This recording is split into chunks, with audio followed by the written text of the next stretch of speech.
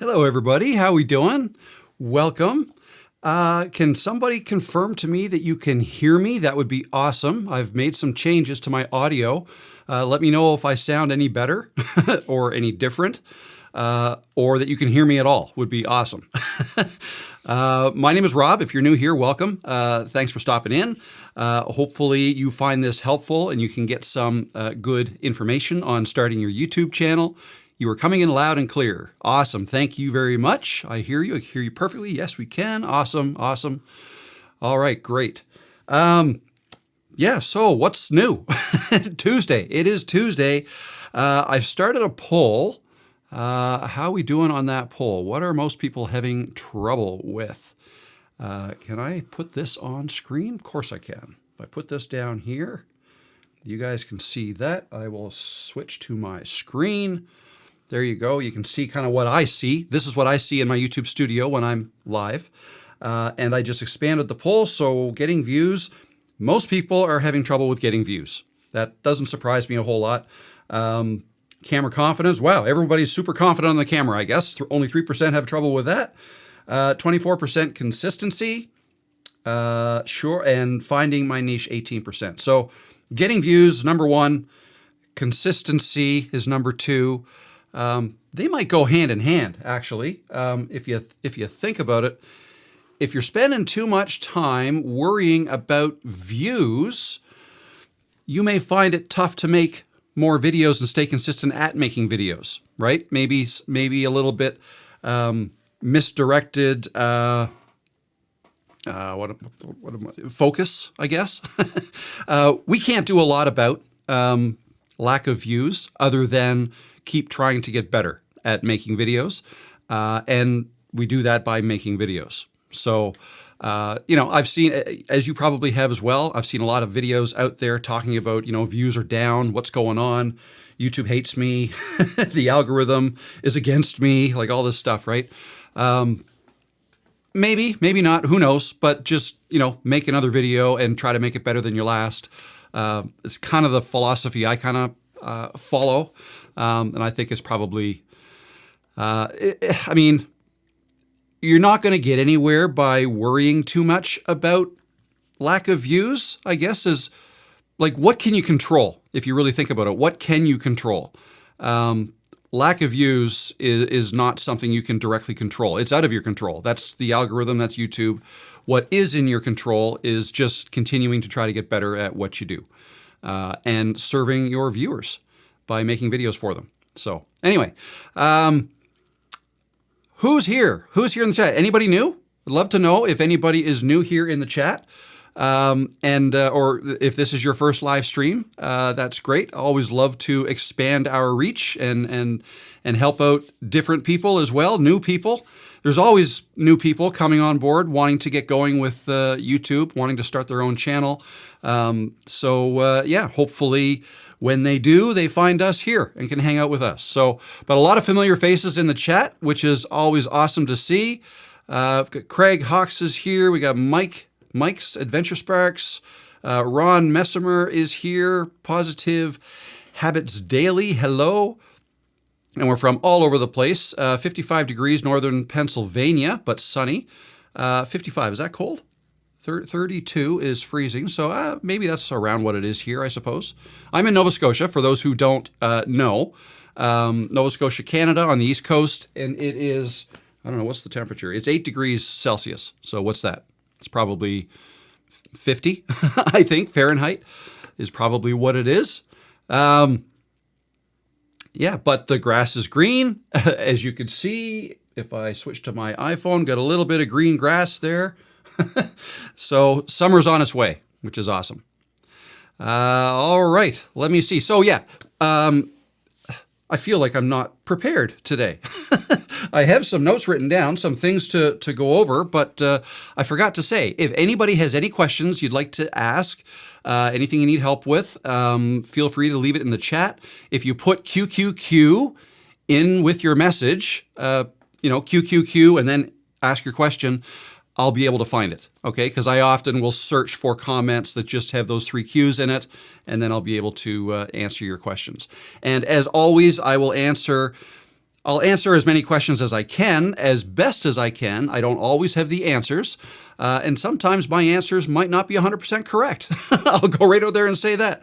I share my experience. Okay, this is my experience with YouTube. I've been at this for, seriously, I guess, for 2 years? 24, 25, 6, yeah, 2 years. Just over 2 years, seriously, but maybe 5 years total. And I love it. I love this. And it's a big game, right? Trying to figure out how YouTube works, how to increase your views from video to video, how to get better at making thumbnails, titles, all the things. It's a big game. You make some changes. You think you do a better job with a video, you post it, it does worse. That's all part of it. And you just keep trying to learn as you go. So I've learned a few things along the way, and I'm happy to share them here. So feel free to ask any questions if you're stuck with anything, and hopefully we can help you out. So what do we got here? Let me see. Let me search for questions. QQQ. Here we go. The first question is, I don't think it's if you had put get impressions in the poll instead of get views, I bet you it would have been 90%. Interesting. Yes, Scott, it might have been getting views, 47% right now. Yeah, it might have been. So yeah, I guess impressions, and maybe that's what, so for those who don't know, an impression is when YouTube displays your thumbnail and title for somebody as an option to click to watch your video. It doesn't mean they're going to click it and watch it. Like YouTube can't force people to click on videos and watch them, right?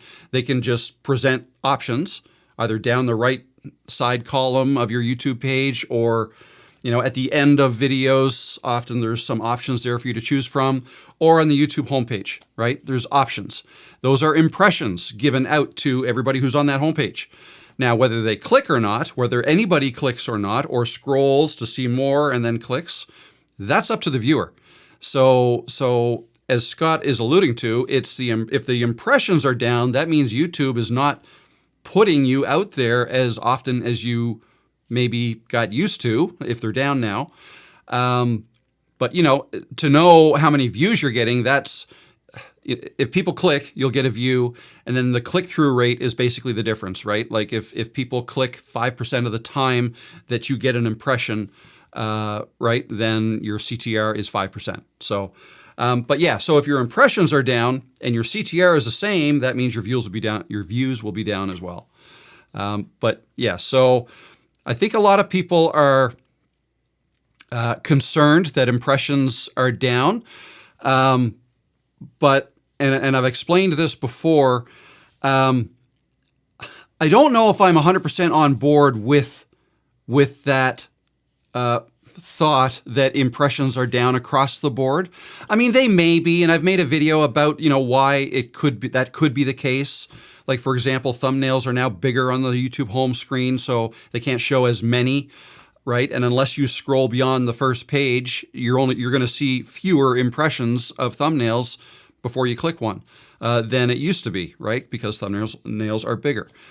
So there's that. They're showing shorts and even YouTube games more as options on the YouTube homepage. So yeah, so that could result in impressions being down. But I really think the biggest part of this is a bit of a misconception because,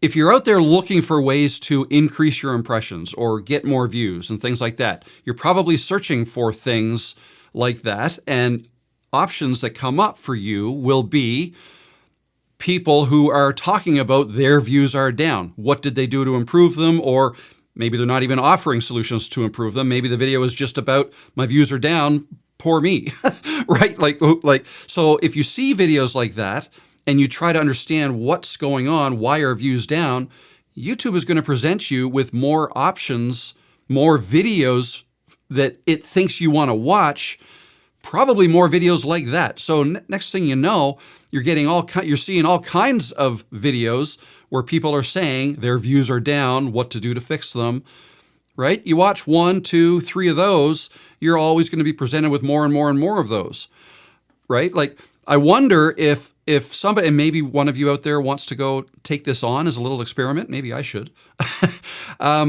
Spend several days searching for my YouTube views are up. Why? Right? And just start looking for that kind of thing. I wonder if that might skew the results that you get in your impressions that are being presented to you. And all of a sudden you might start to think, wow, everybody's views seem to be up now, right? I don't know. It's just something I think about because the YouTube that we see as viewers is just for us. Like it's based on what we watch normally. And it's YouTube doing a really good job at understanding what it is we want to watch, what we want to see. So they present, they give us more of those as options. So anyways, those are my thoughts on that, but I'd love to know what you guys think. Yeah, Heidi says, interesting. My views are up. Why? I wonder. Scott says, funny you say that, Vicky. Did you see Rob's video about AI thumbnails today? Oh, I don't know what Vicky said. Was that this question here? Oh, here we go. What is everyone thinking about the new AI thumbnails that are on a lot of videos? I just posted with my first one. It's very cool, but will it hurt my channel? Thoughts? All right, this is a great opportunity for me to talk about my thoughts on this and also address the video that I posted yesterday, which some of you might think, that's a little bit different. That's not, I didn't think Rob was pro AI. So here are my thoughts on this. First of all, that was a sponsored video. Okay, so 1 of 10 sponsored that video, but I think it's a really cool tool. I personally don't use AI to make my thumbnails, or I haven't yet. Not to say I won't. But I'm a believer in keeping things as authentic as you can, if you can, okay? I can. My process in making videos is typically after I've made a video, I will come here into my office, I'll start editing it, and I'll look for a screenshot, right? Excuse me, I'm spitting all over the place. I'll look for a screenshot of me with whatever facial expression that I think matches the vibe that I'm going for in my title and thumbnail, okay? I'll take a screenshot, I'll bring it into Canva, I'll add some text, I might clean up the colors a little bit, the brightness, stuff like that, and I export it, and I can do all that in about 5 minutes. Maybe a bit longer if I'm struggling to figure out what text to put on the screen, but generally 5 minutes I can have that done.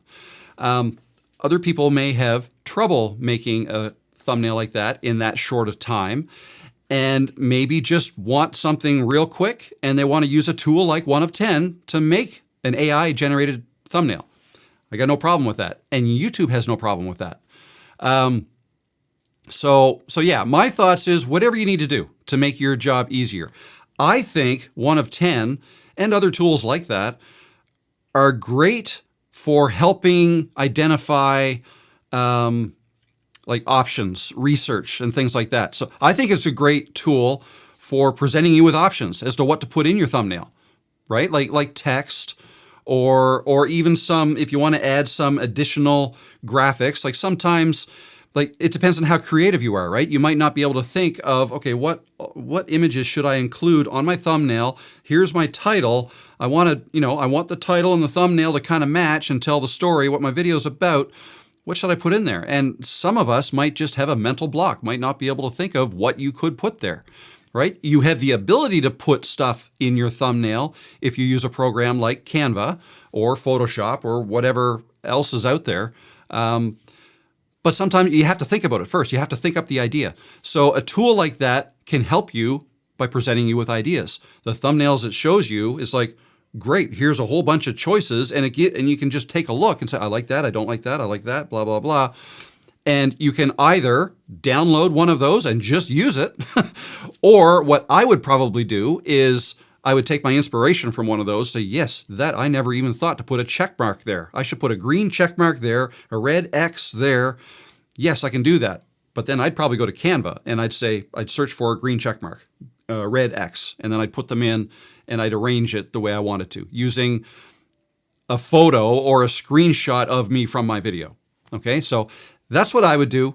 But you do you, right? Right. This tool is available for people who don't want to go through that and just, if AI is going to make an awesome thumbnail for me like that, after you just kind of describe what the video is about and maybe give it the title, and depending on how much control you want over what you want in the thumbnail, you can describe it and it'll do it for you. So it's up to you. But YouTube does not have a problem with people using AI to make thumbnails at all.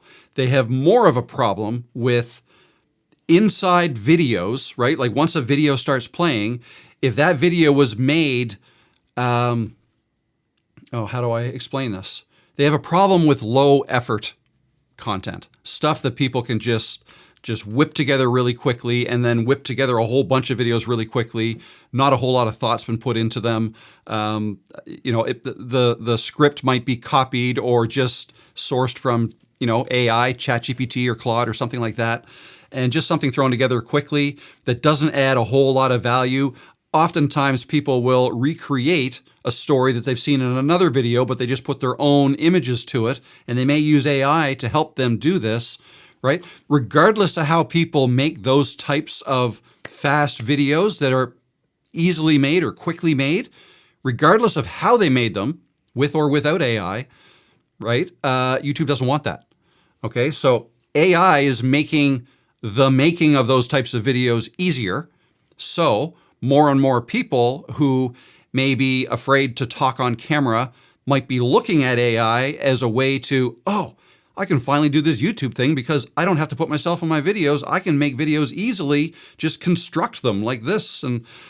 But AI doesn't want that. If they allowed that, their platform would get inundated with all kinds of low effort, what they're calling AI slop, or just slop in general. Maybe the term AI slop it shouldn't be the term we use. Just video slop, right? Because it doesn't matter if AI is used to make it or not. It just so happens that AI is used to make that kind of content a lot because it's making it easier. Okay. Where did I go? What even was the question? What is everyone thinking about the new AI thumbnails? Yeah. So the thing about thumbnails, and probably the reason why YouTube doesn't care whether you use AI or not, the thing about them is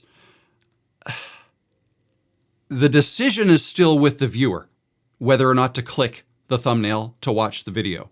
So if it turns out that the majority of people don't like AI-generated thumbnails or thumbnails that are obviously AI-generated, if the general consensus is that people just don't like them, they'll stop clicking them. And that'll take care of the problem itself. Just if people aren't clicking them, people aren't watching those videos, YouTube is like, hey, it's not us stopping it. It's people don't want to watch your videos because of your thumbnail. That's not my problem, right? So, but if you click on something and start watching a video and that video just ends up wasting your time and you leave the platform with a bad taste in your mouth because you were either duped into thinking it was a brand new, it was brand new content, but it ended up being copied from someone else. YouTube does not want a viewer to spend time watching a video and then by the end of it thinking, what a waste of time that was. What a crappy video that was. I thought there was going to be more to it than that. And they might leave and go open up TikTok, right? That's what YouTube does not want. They want you to stay on, they want viewers to stay on their platform. So using AI to make thumbnails, I think is totally fine. It's whatever you want to do. It's whatever vibe you want to project from your channel, right? If that really speeds up your process, go for it. If you're happy with the way they look on your channel, and if that's the look you want to start, because it's branding too, right? I think there's value in being consistent in the way you create your thumbnails over time. If they all have the same kind of look, use the same font all the time, the same font colors, things like that, I think those are all great things. But not to say that you can't every once in a while change up the way your thumbnails look, right? That's, and then go with a different look for a period of time for the next 20, 30 videos or whatever. That's fine. But there is value in having a consistent look. And if AI helps you achieve that, then I think that's great. Particularly if you're not one who can pick up an app like Canva or Photoshop or whatever to make your thumbnails yourself. If that's a roadblock for you, making your own thumbnails, if that's really, like, I think for a lot of people, it's the video editing. Video editing is what a lot of people think, yeah, no, I love making videos, but oh man, the video editing, it takes me days, right? That happens. A lot of people feel that way. And a lot of people don't like it, don't like video editing at all. And if that ends up being what you spend the majority of your time on, you better like it at least a little bit, right? For some people, the bottleneck might be thumbnails. It's like, I hate making thumbnails. I don't like making the decisions. I just wish I like editing. I want to edit. I like filming. I like scripting, whatever. I do not like making thumbnails. If that's you, then use a tool like 1 of 10, right? And there's other tools too.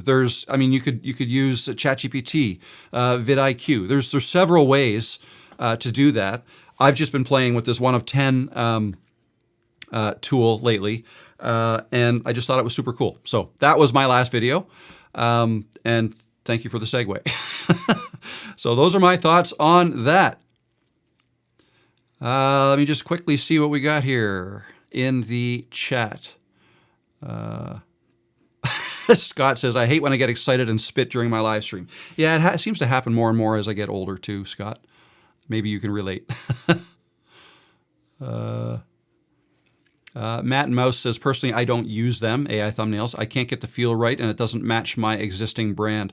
I prefer to use a thumbnail crafted from a photo specifically for a thumbnail. Very good. Yeah, it's it's whatever works for you. Quite honestly. Love peace. Great message. I love peace too. Let's see now. What else we got? I believe that's called the engagement bubble. That came up in the 2016 elections with Facebook and how social media can color perception. Social media can color perception by flooding viewers with familiar media. Okay. Engagement bubble. Interesting. I hadn't heard of that term, but interesting. Let's see now.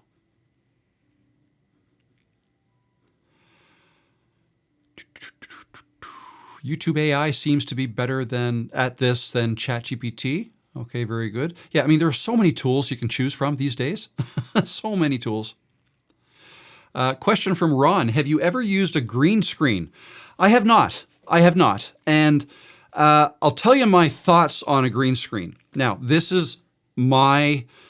okay, for those who don't know, what a green screen is if I had a green blanket or something behind me right now, you can use your video editing software, or actually Ecamm Live, what I'm using here to go live.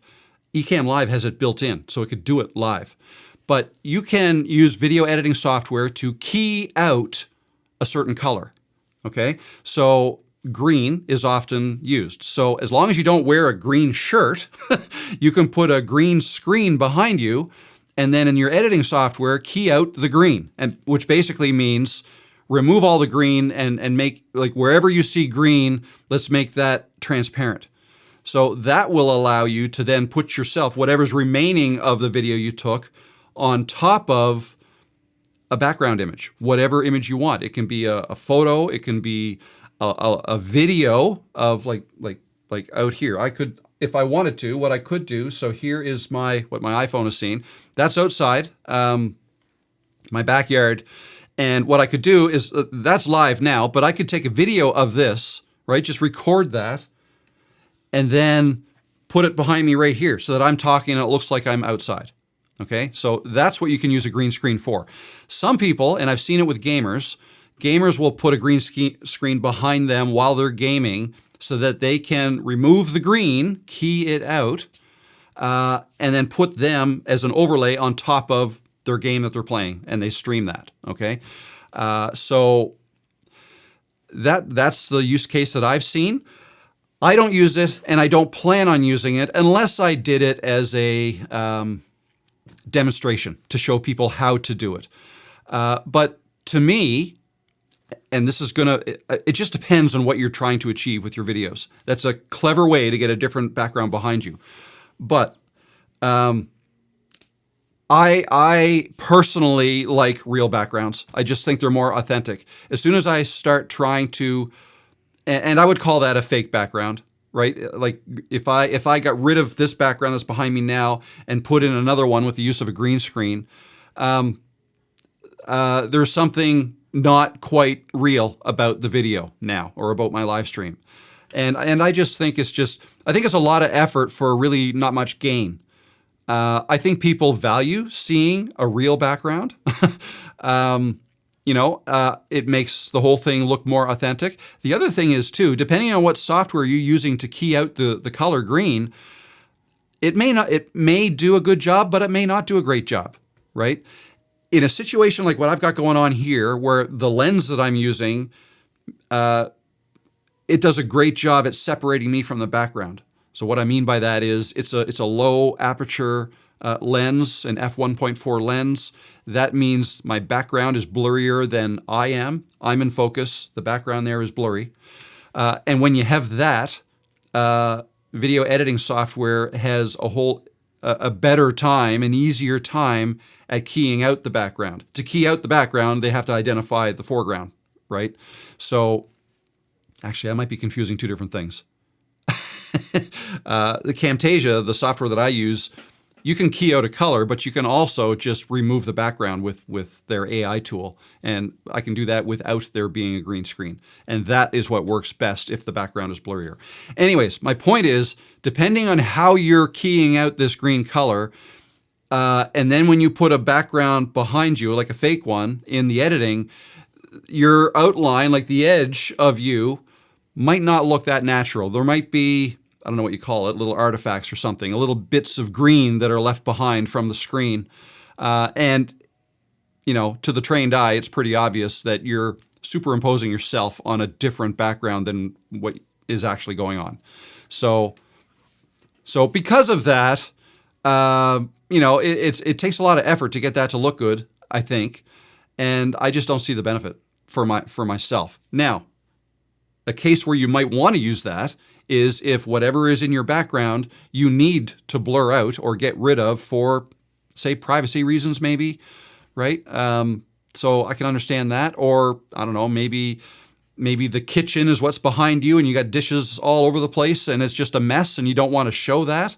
Okay, I get that. But, instead of going through the trouble of setting up a green screen, my go-to would just be to acknowledge what my background is going to be. Like, I would pick that first. Okay, I want this background to be that over there. Okay, great. A little messy right now. Let me clean that up first, and then that can be my background. So that's what I would do. I'd just clean up the background rather than try to do a green screen.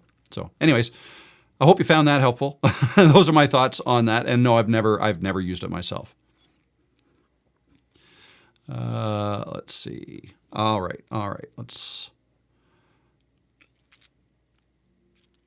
Here's a question from Dave.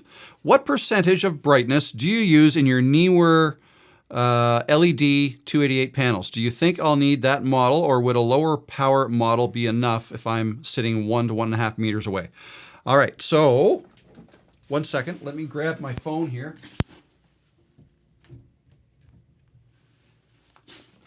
Let me grab this, and I'm going to put this on my portable tripod so I can show. Now, what's this? There we go.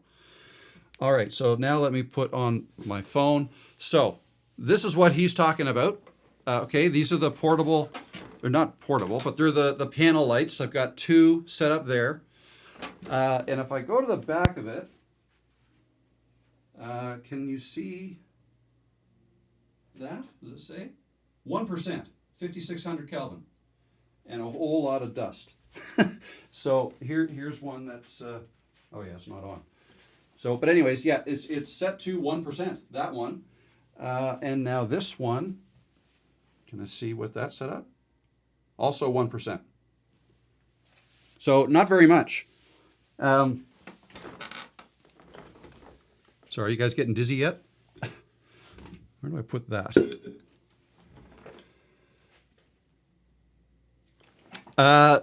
So I could have just got up and told you 1%. I didn't know though. I've had it at 10%. I don't know why I've turned them down to 1%. That's all I need. Right now, actually, I have my window open, so that a lot of light's coming in from that. But I still want these lights on because you don't really want a window behind you like this. If I had the window behind me as my only light source, I'd be dark like this, right? So that's why I have these two lights on. Do you need, or can you get away with a smaller panel? The thing with smaller panels, oh, I'm seeing that now. Yeah. Oh, good Lord. That was a lot of dust back there. I'm about to take this whole office apart. I think this week. I think before I come back on Tuesday, it's going to be completely apart because I've got some wood panels I want to put up on the back wall, which you won't normally see. But anyways, when I do that, this whole room is getting dusted. Anyways, when you go with a smaller panel, what happens is the light is going to be a little harsher, okay? The bigger the panel, but turned down, will result in a softer light, if that makes sense. You know, you could get an even softer light if you put a softbox over it, which is like a diffuser. It's basically like what the clouds do every day. Like if you wanted to film outside, it's actually better to film on a cloudy day than a sunny day because the sun creates harsher shadows, okay? Like shadow lines. You'll see the definite lines of shadows on your face, for example. Whereas if it's cloudy, it just diffuses the light from the sun all over the place, and there's even light everywhere, right? So I would say, I mean, there's a pretty good deal on these two. I don't know if they're still on sale, but you can get a pack of two of these, the 288s, for, I can't remember what it was. I want to say it's around $180 US for those. I think $240 Canadian is what I paid. And if you get smaller ones, though, yeah, you'd have to probably crank up the percentage a bit, but then the light would be harsher. You might see more lines on your face and more shadows casted by your face, if that makes sense. So, yeah, even though I'm only running these at 1%, it gives me the option of using them farther away. Like if I had to be farther away from these lights, then I would turn them up, right? But, you know, it also provides, you know, the higher you turn up the percentage, again, the harsher the light is going to be. So either move it away or whatever. So anyway, I feel like I'm talking in circles, but I hope I got my point across. Hope that helped. How to use StreamYard effectively. Dropping a link to have someone join in on a panel. So I'm not using StreamYard. I have, but it's been a couple years since I used it. Actually, I joined somebody, JB. I joined Jay's live, was that last week or the week before? And he used StreamYard. And so he gave me a StreamYard link for me to click to go in, and then he was able to add me to his stream. So I know it's easy to do. Exactly how to do it, I'm not too sure. I think once you open up StreamYard, yeah, I don't know. I'm not going to be able to tell you. I use Ecamm Live. Or, sorry, they renamed. It's Ecamm. ECAMM. That's the software I use, and not StreamYard. But I don't think it's hard. I don't think it's hard to do that. Yeah. The one thing I'll caution you about, if you want somebody to join your live, I wouldn't drop the link in the chat of your live, because then everybody sees it, right? And if you only want a specific person to join your live, send it to them in another way, like by email or whatever, Instagram or however, right? That's what I would do. Somerset Soest, can you talk about copyright? I thought I was safe by using music on CapCut. Okay, interesting. Yeah, sure. So there are some platforms that claim their music is free to use, but that doesn't mean you can use it copyright free in YouTube. It basically means they want you to use their music, and it's not necessarily even their music. It's probably from some other company that provided them with the music, and they're hoping that people will use that music and upload them to YouTube, and hoping that you get monetized so that they can then earn the money from your video being monetized and not you. Okay, so yeah, I would never use. Now, I'm not a CapCut user. I used it. I just tested it maybe like 2 years ago, but not enough to know how the whole music thing works. But I've heard this same story before, that people got burned that way. it's always better to use a service that you actually pay for to get the music, or YouTube. Like YouTube provides free music that you can use. It's just not a very large library of music, but they've got lots that you can choose from in the YouTube music library, and you can use those for free and still monetize your videos. But if you're not going to use that, if you want something else, don't use anything that CapCut or any other provides. Use a service like Epidemic Sound. That is what I use, and I've got a link to it below if you're interested. It gives you a discount. But there's other ones. I use Epidemic Sound. There's also Storyblocks, Audio with 2 eyes, and there's others as well. Bottom line is, if you use a service like that you have to pay for, they take some of that money to pay the real owners of the music that they are making available to you on their platform. So it works. Everyone is getting paid for their work, right? And it's because of your subscription. So that's how that works. If anybody says, here, you can use my music for free, you might want to look into that. It might not be free. I mean, you could use it for free, sure, but then you can't monetize your videos, right? That person will get the money from your videos getting monetized instead of you, the owner, that is, the owner of the music. So maybe not CapCut, maybe whoever provided that music to CapCut to put in their system, okay? So yeah, that's what I would be careful of. Is it a good idea or bad idea to go back to older poor performing videos and update the title or description or thumbnail? This is a time thing, I think. I answer this question differently every time, I think. I don't do that. I don't do that. I personally think your time is better spent working on your next video, okay? An old video that underperformed, just because you update the title and the thumbnail, that doesn't mean YouTube is going to treat it like a new video and give it the same boost that it gives your other videos new, as you release them as new. It won't. It may, like if it's a whole lot better than it was, over time, it might start getting more, views. And I mean, there's no way to predict, like who knows, like some videos do take off a year later, right? They underperform for a year and then all of a sudden, for whatever reason, starts getting views.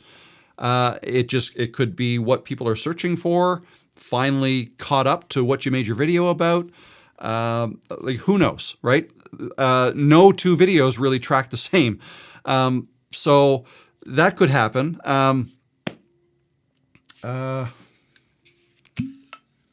Let me find that thought.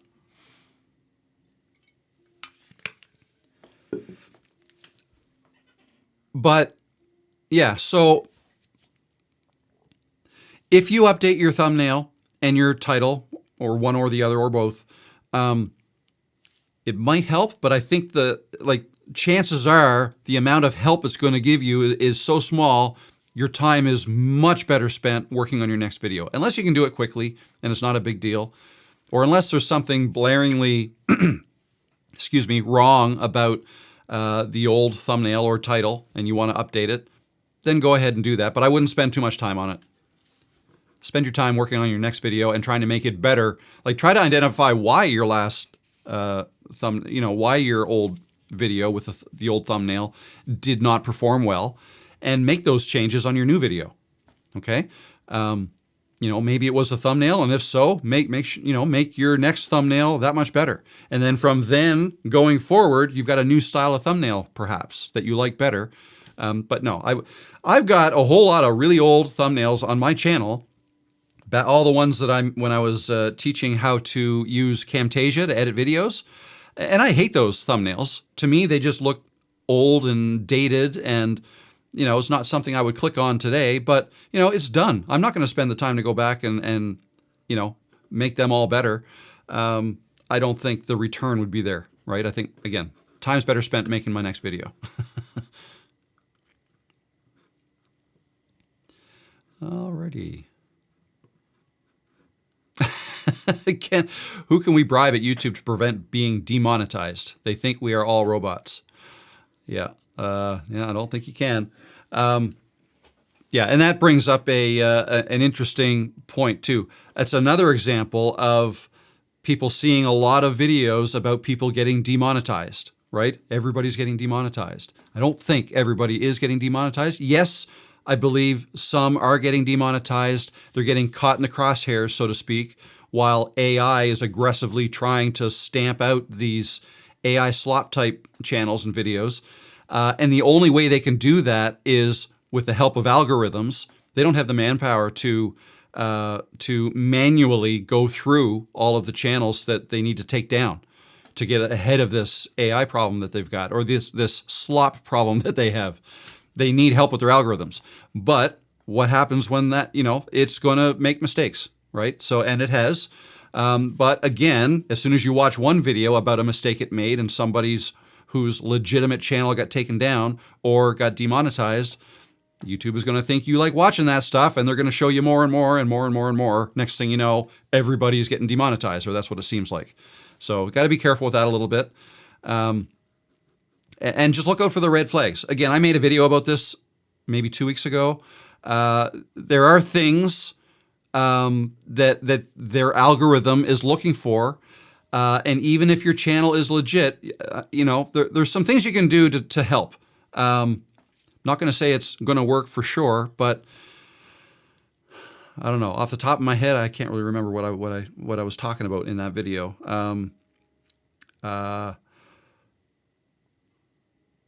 No, I'm at a loss right now.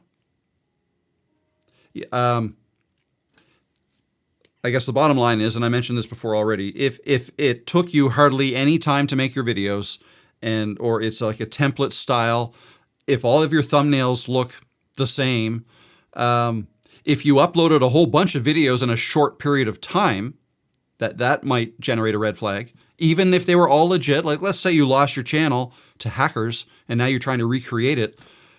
Just the fact, like if you uploaded 50 videos in a week, that might set off the AI slop hunting algorithm, and it might take down your channel. So just things like that you have to watch out for. So yeah, if I had to do that, I would re-upload my videos, but slowly over time. So anyways.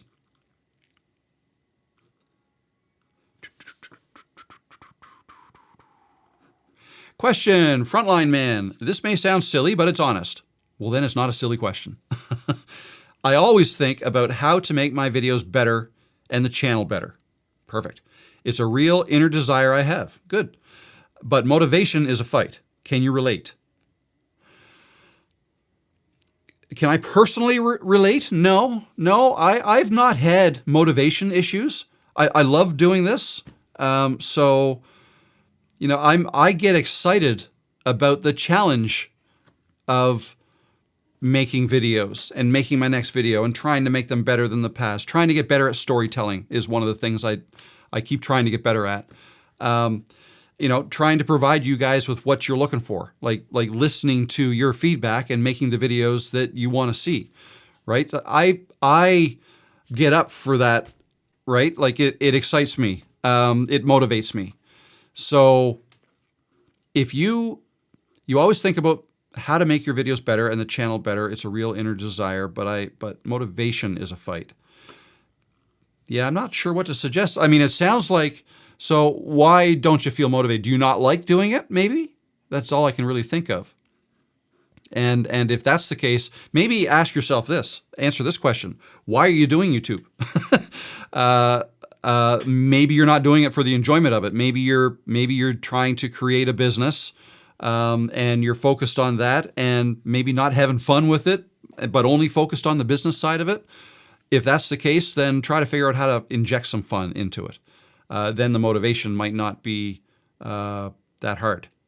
So I don't know. I don't know if I don't know your exact situation, so I don't know if that's off base or not. But yeah, the way I look at it is, if you really enjoy doing it, motivation shouldn't be an issue.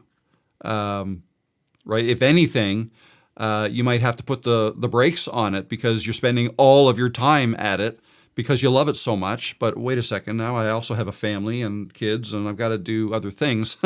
I got to back up a little bit. So if anything, that would be more my issue.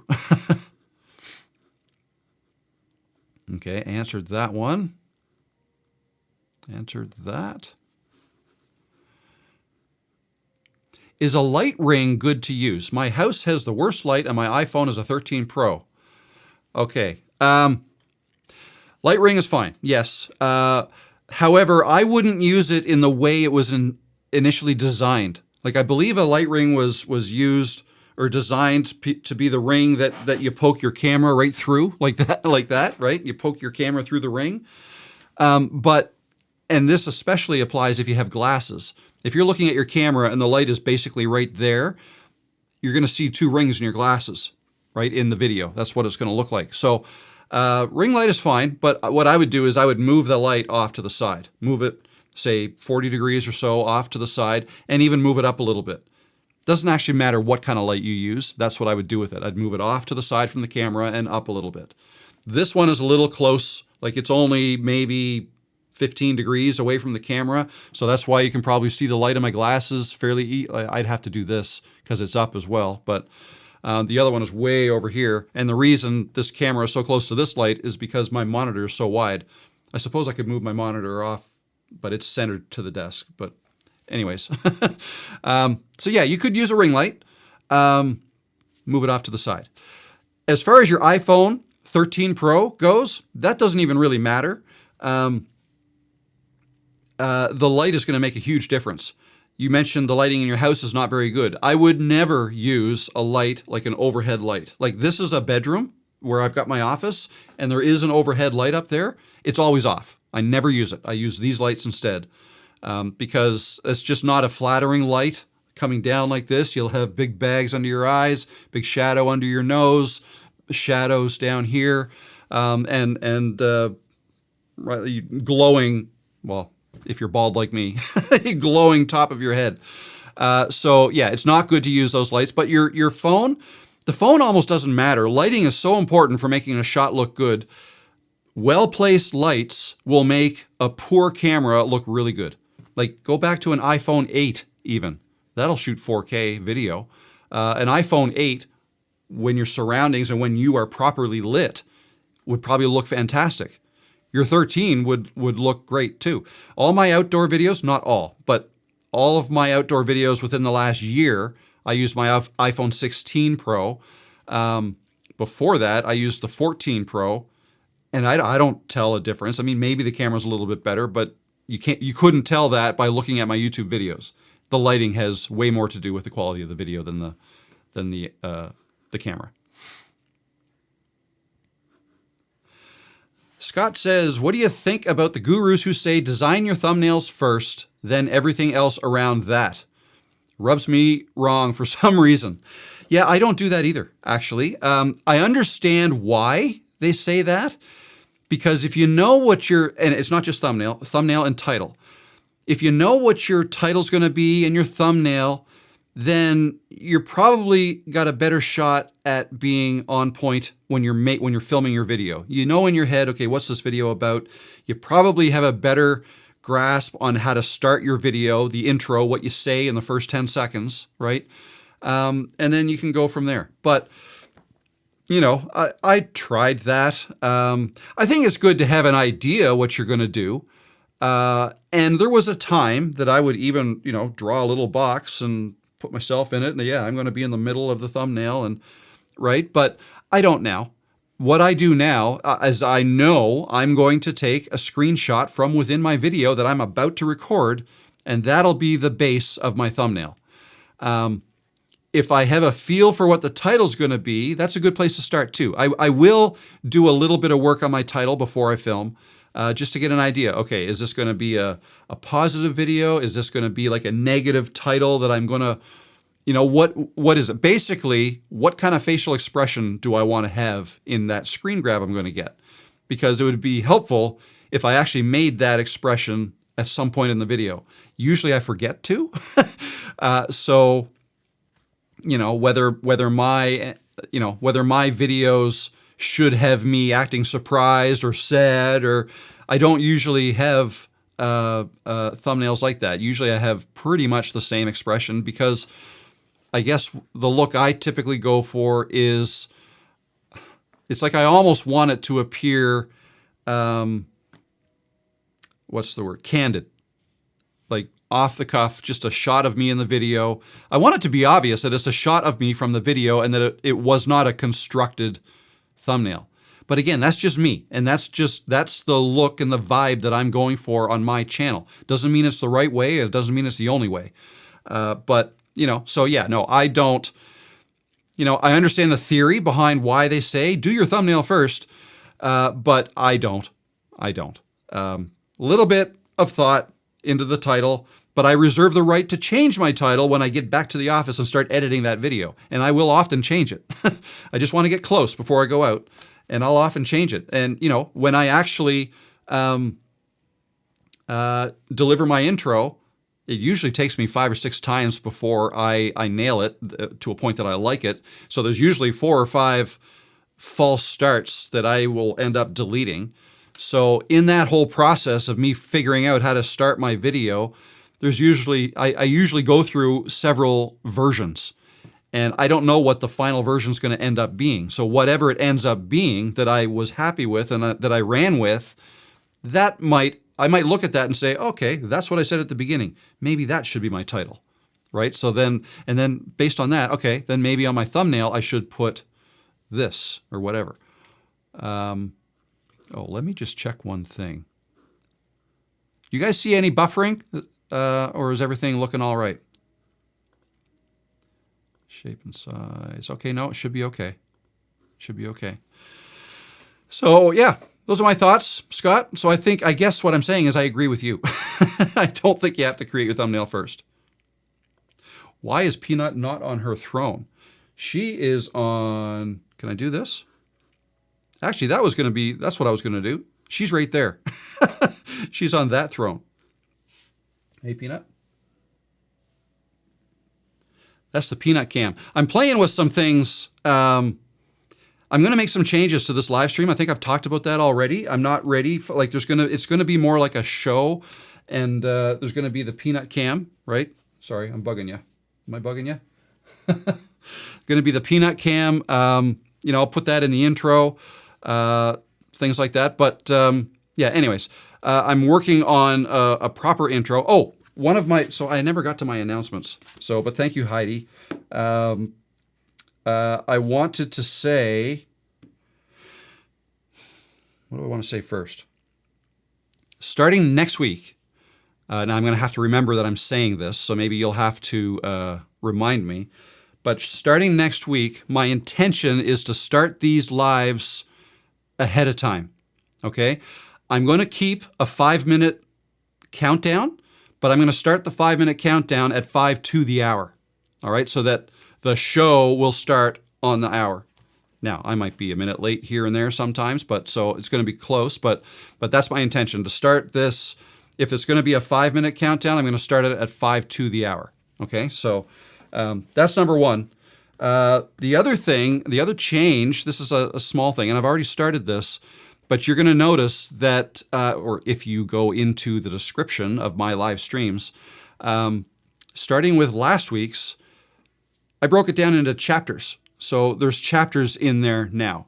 For the longest time, people asked me, so Rob, you need to go back through your live streams and put chapters in there so we could find things easily instead of having to watch through a 2 to 4, 3, whatever hour live stream to find out what you were talking about. So anyways, I use ChatGPT, and I've got a prompt that I've created that I put in, and I've saved it, so I'm going to use it every week.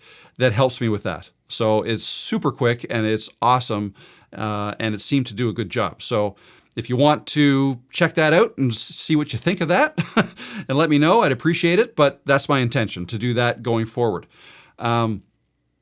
It may take me till the next day before it's done, because the transcript of which I plug into ChatGPT, the transcript of my live streams is not available through YouTube until, I believe, about 12 hours later. Okay, so by the next morning, it should be available, so I can copy it, paste it, find me the chapters, and then plug it in. So that is what I plan to do with that. Another announcement for those, and I know there's only 10 of you, but if any of you are here, anybody who went through the Creators Growth Project, the first session, the next Alumni Hub meeting is this Thursday. So Thursday at 1 o'clock Eastern time is this month's Alumni Hub. And then the current group going through Creators Growth Project, CGP, there's only 1 week left. I can't believe how fast those 8 weeks went. So that's Monday. This coming Monday is the last session. And then you guys, you 10, will be in the next Alumni Hub with the original group. So that'll be fun. And if anybody's interested in the Creators Growth Project, you can learn more about it on my website. The next running of it is going to be mid to late June is when I'm going to start it. And my intention for that one is to, I don't know, I think I'm even going to change the logo, but it's going to be night classes. Okay, I'm going to run it at a different time. Instead of 1 o'clock Eastern time, it's going to be, and I haven't settled on the time yet, but more in the evening. So maybe 6 p.m. here, 5 p.m. Eastern. So just 4 or 5 hours later, so that perhaps those who couldn't, but who wanted to participate before, perhaps this might work better for them. So going to try it for the next session and to see how that works. So that's all I got. If you guys have any questions, let me know, and I'll keep going through the questions here. So, okay, now I'm going to have to move these. How do I do this? I'll move that over there. Have to arrange that there so you don't cover up. Actually, I can move the peanut cam over this way too. Why don't I do that and do that? All right, thank you, Heidi. You're the guinea pig here. All righty. That new mic is really sensitive about directionality. Question, could barely hear you when you got up. Really? Okay, that's probably not the mic. So yeah, for those, so that's another new piece of gear that I bought. It's a disease I have. I bought the Rodecaster Duo. All right, so that is now the audio interface that I'm using, not the Scarlett 2i2. It's the Rodecaster Duo, and what I like about that, it's the same mic that I have, not the Rode Pod mic that I actually bought but I returned. I'm still using my old Synco D2 mic, shotgun mic, and I love that. But the Rodecaster, what it does is it's got internal processing. So my voice should sound a little better. Like if you compare this to previous live streams, there should be a little bit more clarity to my voice, a little bit more bass. Just should sound a little bit better. But maybe the compression settings are different. Or, well, there is some compression going on now, so that, yeah, if I got up and went across the room, I never even thought of that. You're not going to hear me as well. So for that, I should have the other mic. But anyways, thank you, Scott. I didn't even think about that. I used ChatGPT to create a new banner for my channel based on my prompt, and it input images after it analyzed my current banner and gave me input on what to change. Great tool for that sort of thing. Cool. That's awesome. That's awesome. That's a great way to use AI. I love it. Love it. I struggle with watch time. Is there a way in the analytics to sort videos by which ones have the best watch time? I don't know. I've never done that. But I don't know if that would help anyways, because it's also going to be dependent on how long your videos are, right? Like the longer a video is, the less views it typically gets if everything else is equal. So yeah, I don't know how useful that would be. For me, I noticed that, yeah, longer videos, the percentage viewed goes down, but the total watch time tends to go up. So I don't even see if there would be any value, but I mean, you can, I'm sure you can. I'm sure you can. Let's go take a look. Let me bring that down so I can share my screen. Share my screen here. Is that working? Yeah. So let me just bring this over so you can see everything I see. Let's go to analytics. Give it a moment to load. All right, so if I go to, what am I going to go to? If I just change this to, it's the last 28 days, that's fine. See more. Now, if we want to sort our video, so this is last 28 days. If I want to sort by watch hours, you can just click this. Just click that, and now it's sorted by watch hours. Your videos for the last 28 days. Okay, you can change that to the last year. Okay, and now it's still sorted by watch hours. Look at this arrow here. That arrow indicates what it's sorting by. So it's going to list your top one at the top, then your next highest, and so on. Okay, now if you wanted to sort it by average view duration, we'd want to go in here. Let's just see, start typing average view duration right here. Let's click on that, apply. That'll add that metric to that graph. And it's right here. Now, options, hide metric. No, it doesn't look like that one is sortable. Doesn't look like I can sort on that, right? If you hover over something and you get the little finger pointer, you can click on that and that'll change, that'll become the field or the column that it sorts on. But you can't do that with this one. So you can sort by views, watch time, subscribers, right? How many subscribers you got from each video, estimated revenue, you could do it on that as well. So yeah, but no. Anyways, this is kind of handy. There's so many different metrics you can search for in here. One I like to look, I've shown people before that is interesting. If you start typing subscribers is there, but subscribers gained and subscribers lost. Let's look at both of those. Sometimes it's interesting, or maybe it's not so interesting, but to know how many subscribers you've lost and how you've lost them from what videos.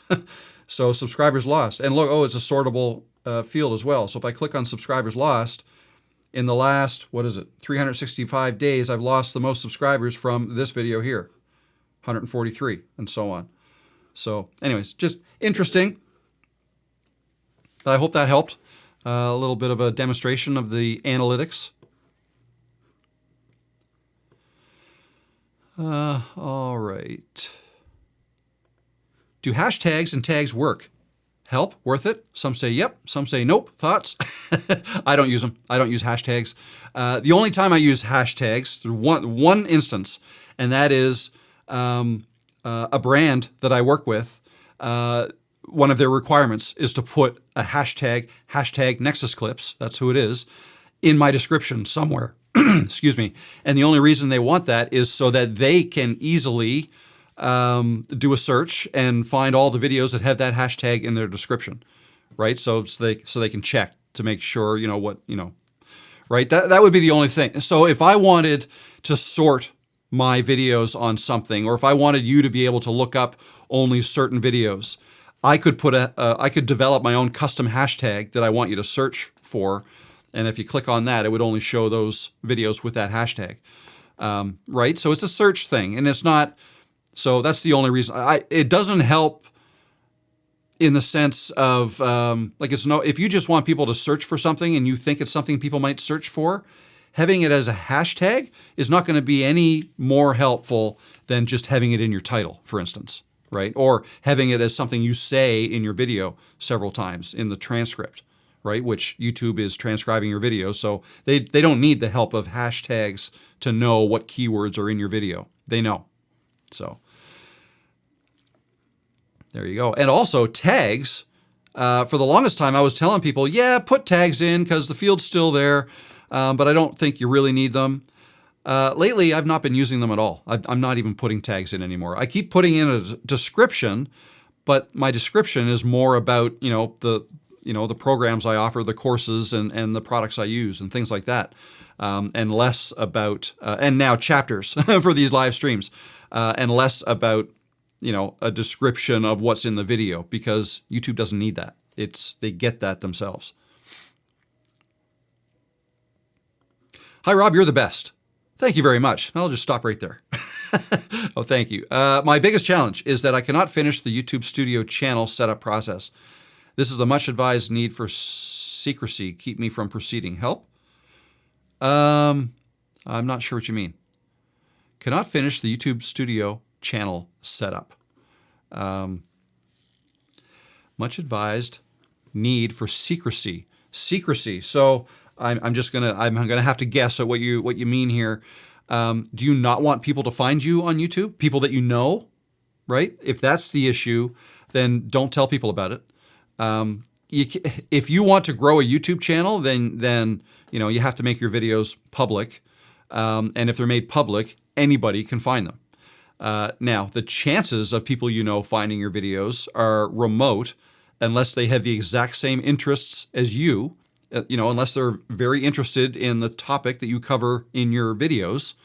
But even then, I mean, the world's a big place. It's hard for people to accidentally stumble across their neighbor's or their family member's YouTube channel, unless they're going to look for it. Like, you could do things like, if you don't want people to be able to search your name to find your YouTube channel, use a pseudonym, like use a different name. Use your middle name, maybe. Right? You could do that. Make sure you don't capture things that you don't want captured in your videos, like street signs, license plates, house numbers, things like that. Identifiable areas. You could pay attention to that.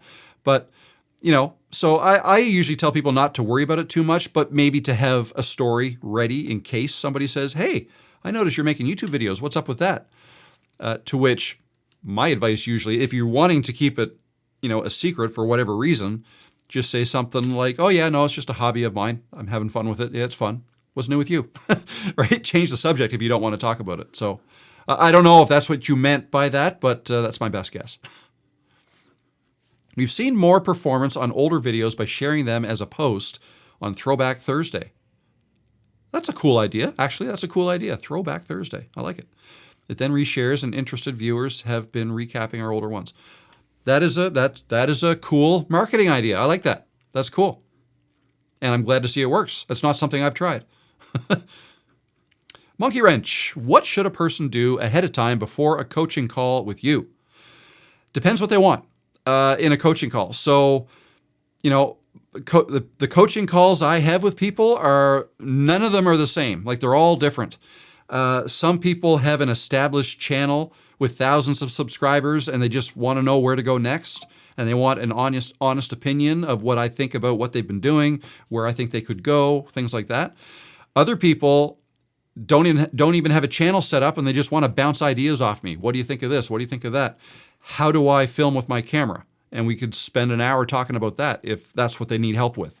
How do I edit videos? How do I, whatever it is, everybody has their own skill set and their own things that they need to know or learn more about and or need help with. So yeah, usually when people book a coaching call with me, like there's a field there where you can fill out what is it that you need help with. So you can give me some kind of heads up. Not everybody does, but some people will do. So yeah, here's my channel name or my channel link, URL. Take a look at this video. I'd like to know what you think about the way I set that up or, whatever. Or, take a look at my channel and I just want your honest thoughts on it. What should I be focusing on? More shorts, more longs, community posting, lives, right? And however the coaching call starts, it could go in several different directions, right? We just kind of go with the flow. It's whatever you need. So I don't know if I answered that question, but it's hard to because no two calls are the same. What are your thoughts on teleprompters? I've tried speaking freely to the camera and I just can't do it. I stutter and I go blank. Not sure if I should keep trying or just go with a prompter. I was exactly where you were about 4 years ago. I bought a teleprompter. I still have it. I still use it for specific things, but maybe once a month. And, it helped me for a time, but the problem I ran into is even using a teleprompter, I was not able to sound authentic. I wasn't good enough with it to come across authentically. And I think that is a skill too. Like, you think talking to a camera freestyle is a skill, and it is, but talking to a camera with a teleprompter in front of it and making that sound natural is also a skill, right? And depending on your setup, like my setup is a bit too close. The lens that I use and the teleprompter is a small one, so I need the lens fairly close to me. And if I'm reading, you could probably see my eyes going back and forth when I'm using it, right?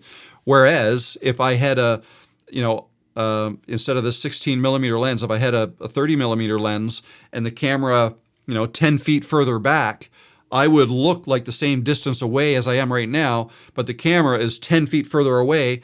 Obviously, I would need a bigger teleprompter to be able to read what's on it at that distance. And I don't know whether I'd need glasses or not. If it's bigger and it's farther away, I probably don't need my reading glasses.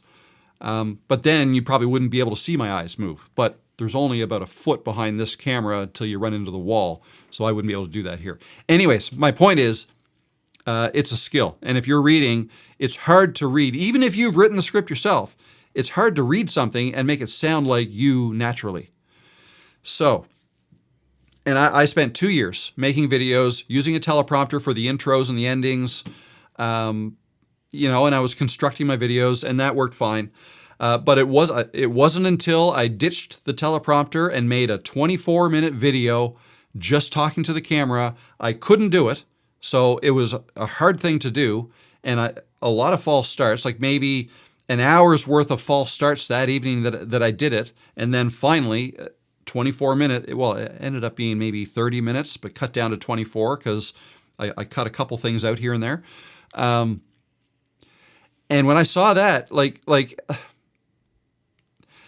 that video did amazing. That video did really, really well. It over 400,000 views in like a couple months. And that's when my top video at the time might have had 10,000 views. Like it just went off the charts. And it was because I was vulnerable. I sat down and I made it seem like a chat. I'm talking to you, one person, and made mistakes here and there, left them in. I even was upfront about it. I said, I'm going to try to do this without a teleprompter. I hope I do okay, but I've got some thoughts I want to share with you, blah, blah, blah. And I just kept going. When I was finished and I looked at the video and I edited it, I was like, oh man, like this, I'm obviously so uncomfortable just looking at it. That's not the look that I thought was going to be successful, right? I'm uncomfortable looking. It's not a tightly edited, typical YouTube video. People aren't going to like that, but they did. And boy, did they. Like it went great. So my lesson, my takeaway from that was that it's not me trying to be perfect that people want. People just want to connect with, people wanted to hear what I had to say. All right, is the bottom line. And they kept watching all the way through. YouTube noticed that, so they put it in front of more people. They watched all the way through. They put it in front of more people, and so on and so on. And that's how it took off. So another lesson that I learned from that is people don't watch YouTube videos solely for the information that the creator is giving them, right? I didn't say anything new and groundbreaking in that video. I just put my thoughts on it in that video, right? I had some bullet points so I wouldn't lose my way, and they were just taped on a piece of paper below my camera, taped to my tripod. But I even said like, and the next point is, sorry, I had to look at my tripod, and I'd even go through it like that so that the person, the viewer, can almost feel my pain a little bit, right? They could relate because I was trying to make a YouTube video and I was trying to make it as good as I could, and the people I was talking to, I think, have the same issues that I was going through, so they could relate. And that's what made the video do so well. It wasn't the things I was talking about, really. I mean, that's what got people there. But it was then I was basically laying it all out there. So, so if I were to do it again, no, I don't really like saying that. Like, I'm glad I got the teleprompter. I'm glad I went down that road. I learned a lot from that. That was my progression, right? There was no wasted years, even though it took me another 2 years before I made a video without it. I do wish I had started and forced myself to try it sooner. But do I? Like, maybe I just had to go through that to understand, right? If I forced myself to do it 2 years earlier, maybe I would not have been successful with it. I don't know. So I think, we're all on our own journey. And in my case, it took me a couple years to realize that, I really need to try this again, because I realized that I myself like watching people who are being real and are not faking things, or, and today too, a lot of people are having AI write their scripts for them, and you're starting to see a lot of scripts, a lot of people saying the same things, and it's like, okay, no, I've heard this before. Like, it's almost like ChatGPT has a personality, right? And they kind of write the same way. I mean, they try it. I'm talking like it's a person. It tries to emulate you, like the way you speak and whatnot when writing scripts for you and stuff like that. But it's not like ChatGPT is not going to insert pauses, right? And like the way I talk, I say right a lot. I say that a lot. And it's just part of me. And, I'm not going to get that in a script. So, and people are going to know, like, that's not really you. Like, there's some stuff you're cutting out there. I'd rather the real you, not the cleaned up you, right? So, anyway. All right, just for laughs, but can you send me your old teleprompter since you are not using it anymore? I can show you what it is. Where is it? It's this by Desview. Desview, I think that's how you say that. The T2, and it just fits right over my camera like that. And I have to clean that. It's pretty dusty. You got to clean that. Yeah, so there's a little ring. There's a little ring that I have to screw onto this lens, and then this just slides over that ring, right? It just slides over the ring like that. So that's how it works. And then here, I just lay my phone. I just lay my phone on top of that, and the phone has the script in it, and it projects it up here, and I can see it right through the camera. So that's how it works. Okay, I got that. Beverly, hey Rob, how do you stay so consistent? Do you use a content calendar? I come up with many good ideas, but I then spend too much choosing the next one, and I just did it again today. Well, I'm happy that you think I'm being consistent, but I am not.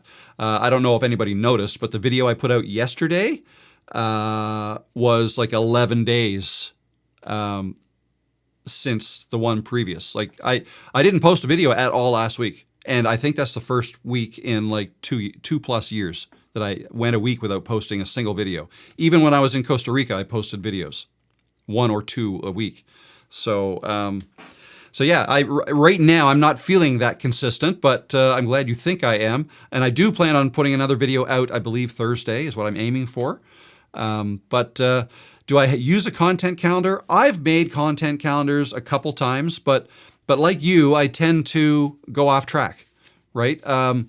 And yeah, so I mean, it's good to go through the exercise, I think, of creating a content calendar, identify the types of videos you want to make.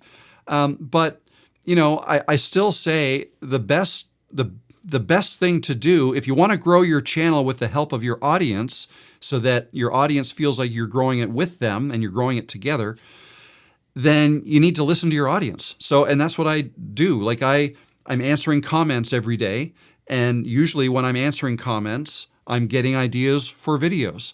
And before you know it, like tomorrow morning, I don't know what my next video is going to be about yet, even though I want it in 2 days. So I think I'm close to being caught up in my comments right now. But anyways, tomorrow morning, I will start my day with the comments, right? And by the end of going through those, I'll probably spend an hour on them. I will probably have 2 or 3 ideas written down, maybe some screenshots of comments and my responses. And then I'll go to my ever-growing list of ideas. I'll add those to it, and I'll probably just go with one of the ones because it's on the top of my mind in the moment. So I'll probably go with one of those and go outside, make the video, come back, edit it, and boom, there it is. So yeah, I think content calendars are designed to be broken. So it's a good idea to put it together. It's a good idea to get your thoughts straight, what you want to do, but don't be afraid to veer away from that, and veer seriously away from that to a point that you're not coming back, because your audience may take you down a completely different road. As long as you're okay with that. Like I do get some people telling me, well, I don't want to only make videos that my audience wants. There's videos that I want to make. And that's okay. But if one of your main goals is to grow your channel, then you really have to listen to your audience, right? It's like running a store. You're not going to stock up your shelves with stuff that you like. You want to stock your shelves with stuff that other people want. So there you go. I think that's a good quote. Maybe that should be a video. There's a video idea for Thursday. What hasn't worked for your videos? What hasn't worked for my videos?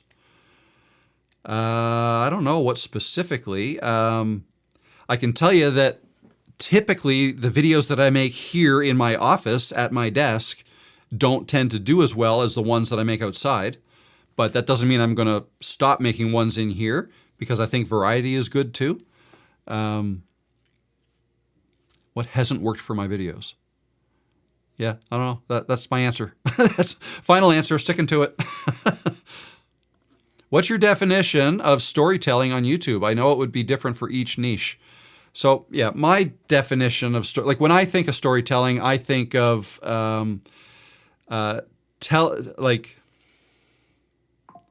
so it's different than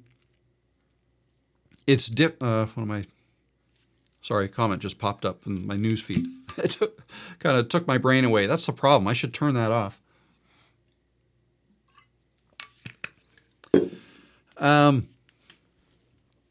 To me, storytelling works best if it's a personal story that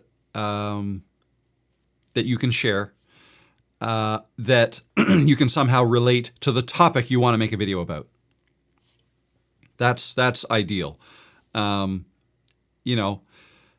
know a good storyteller when someone starts speaking and you just don't want to interrupt them. You want to keep listening to them. Excuse me, I'm spitting again.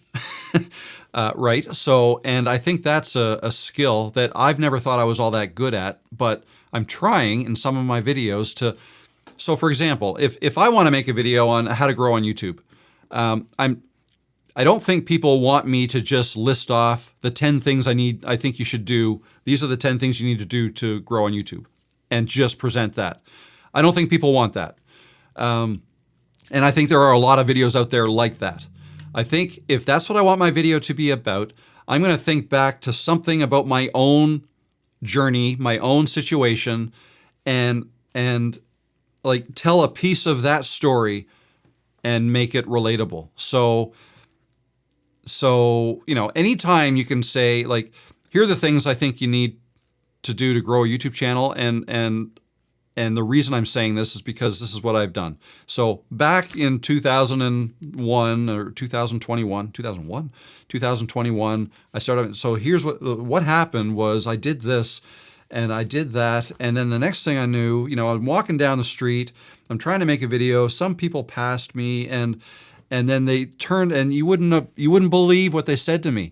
This guy came up to me and he said, while I was trying to film myself, right?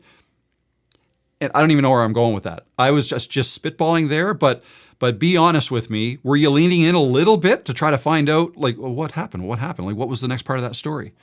If you found yourself wanting to know what I was going to say next, then maybe I was onto something, telling a good story. So that's my point. If you can say something, tell a particular story about something that happened to you or something you did and what was the result,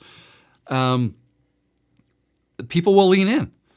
Especially if you're growing your channel, and if you're growing your channel in a way that, you are your brand, so people are going to feel a connection to you. That's what you want.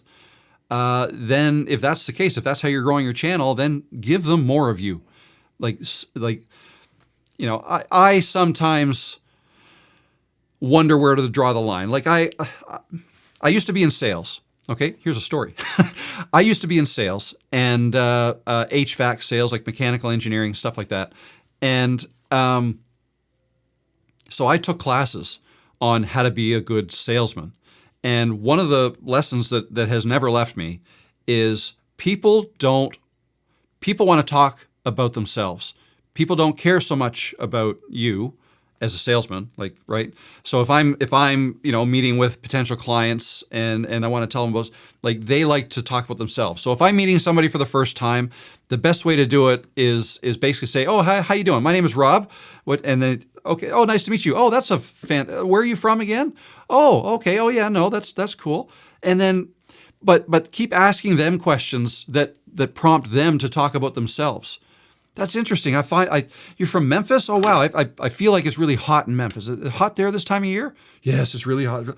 Oh, okay. Yeah, no, I'd love to go there sometime. Never been. But how far away is that from, I don't know, Nashville? Like, you know what I mean? Like, just keep probing questions, getting them to talk, rather than saying something like, oh, Memphis. Oh, I was in Memphis one time. This one time I went to Memphis. I went with, my kids, my wife, and blah, blah, blah. And then you start making it about yourself. So that's something in sales training, they said, don't do that.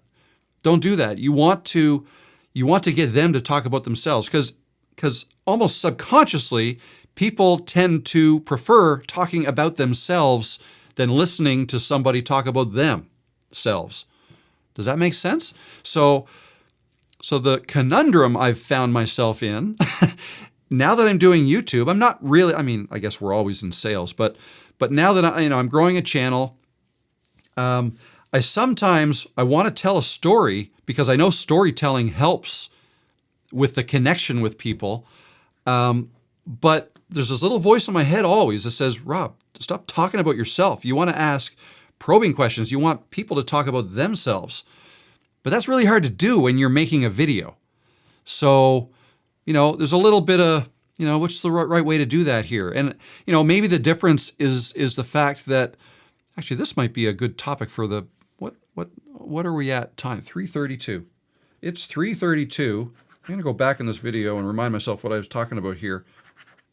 I might be able to talk about this some more in a video. Yeah, it's one of those things. Like, how much do you talk about yourself when you're telling a story?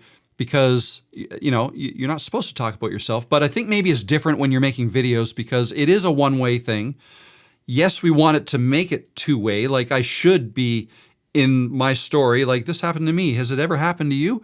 I'd love to hear. Like, let me know in the comments below. Like, try to encourage people to participate in the comments. That helps your videos too. Also helps grow your community.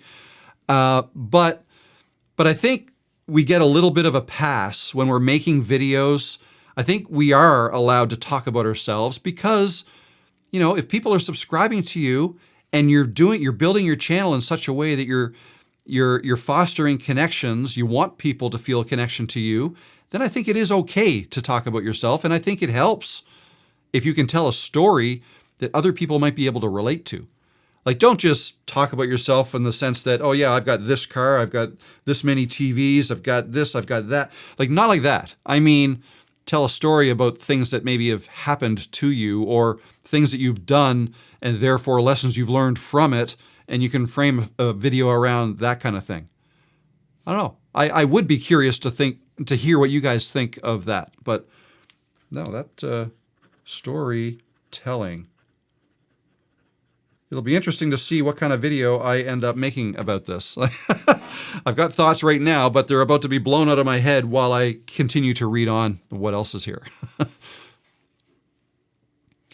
I struggle with creating, struggle with creating a video that may be wrong, yet it seems if someone admits being wrong on camera, those videos do well. Am I wrong? Does that even make sense?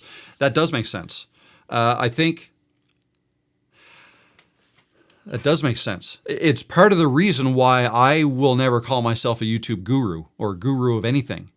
As soon as you start projecting yourself as an expert in something, there's going to be a viewer that watches your video that does, in fact, know more than you do. And I'm not just talking about you. I'm talking about me, everybody. So as soon as I say, oh, this is the only way to do something, and I know because I'm an expert, I'll get called out. Probably rightfully so. I think there should be some, it's good to be a little bit humble. I don't know if that's the right word. But yeah, if somebody admits being wrong, I don't think that's a bad. In fact, I don't know why people have a problem admitting they're wrong. I've never really had a problem with that. If I think back to my corporate days, again, when I worked as a salesman, perhaps my boss would not want me to say, yeah, I'm not sure I know what I'm talking about, but, right? Like, you kind of have to know what you're talking about in that situation. But I think life is easier, making videos is easier if you don't frame yourself as an expert or know-it-all or guru or whatever. And admitting when you're wrong, I mean, I've always looked at that as a strength anyways. Like if I find out something about YouTube that I've been doing and I find out I've been doing it a wrong way, I will admit that. In fact, I'll make a video about it. I was wrong. Here's why, right? Yeah, people do like watching videos like that. Like, why were you wrong? I thought you knew everything, right? So yeah, I don't look at that as a weakness. I think any opportunity you have to admit you're wrong or admit failure and maybe talk about lessons you learned because of that experience, there's the positive, right? Anything I do wrong on YouTube can be a positive experience as long as I learn something from it, right? And I've done plenty wrong. I've done plenty of wrong things. But as long as I learn, I'm growing. And then the next time the video will be better. So I think that's a good way to look at it. Humble works, LOL. Admitting mistakes builds trust. Yes, absolutely it does. Rob, I'm a coffee guru. Haha, barista. Chichi, humble guru. There you go. Hi, Rob. Greetings from Germany. Hello, Merritt. How you doing? Maybe it's easy to think. Sorry, I'm going through the. I feel like I should. I'm looking at the current chat right now. Oh, what brand and model of microphone do you use? It's the Synco. That's with a Y. SYNCO. Synco Mic D2, and there is a link to that in my description below this live and also below all my videos.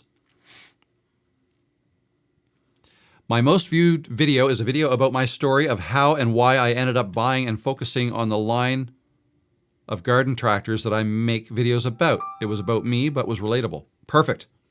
That's perfect. Heidi says, I hear you, Catherine. The complaining and whining videos get old. Yeah, some people are attracted to them, though, because it makes them feel not alone. Misery loves company, right? Yeah, I suppose.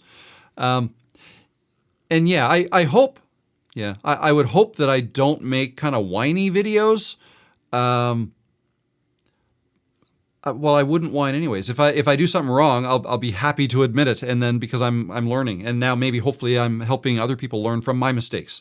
So win all the way around. Mrs. G, question: I have exactly what you said about storytelling fairly well, and many of my viewers say that they enjoy my way of embellishing stories in a fun way, but views are still low. Why? So views are low. If views are low, so okay, we're not talking about retention. So it sounds like maybe your retention is good. Once people start watching, your retention is good. But views are low. It could be the topic. Maybe it's not something a lot of people are interested in. Like the actual topic people are searching for. It could be as simple as that. Like, I think a lot of us forget that that's probably the most important thing. You can spend all kinds of time on a title, on a thumbnail. Everything can be perfect. And your CTR could even be high, and your click-through rate, and your retention could even be high. Average view duration could be high. Everything could be good. Everything's lining up. How come I'm not getting views? Not many impressions. Why? It might not be anything people want to hear about. Maybe it's just, there's no, I don't know, just the topic is not something a lot of people are interested in. A lot of times it comes down to the topic. If it's something a lot of people want to hear about, that would be a good video to make. Now, make it around that, but make sure your title and your thumbnail are good and blah, blah, blah, blah, blah, right? Let's see. Did you do videos while working in sales? I'm currently working and doing videos in the same time and is exhausting. No, I left the sales world in 2002. And YouTube wasn't even born yet. I became an entrepreneur. I worked for myself. I ran a hosting business, built websites for people. And then I got into making tutorial type videos for companies, like how-to videos for software, things like that. So that's kind of my background. That was my first foray into video making. Then YouTube came along.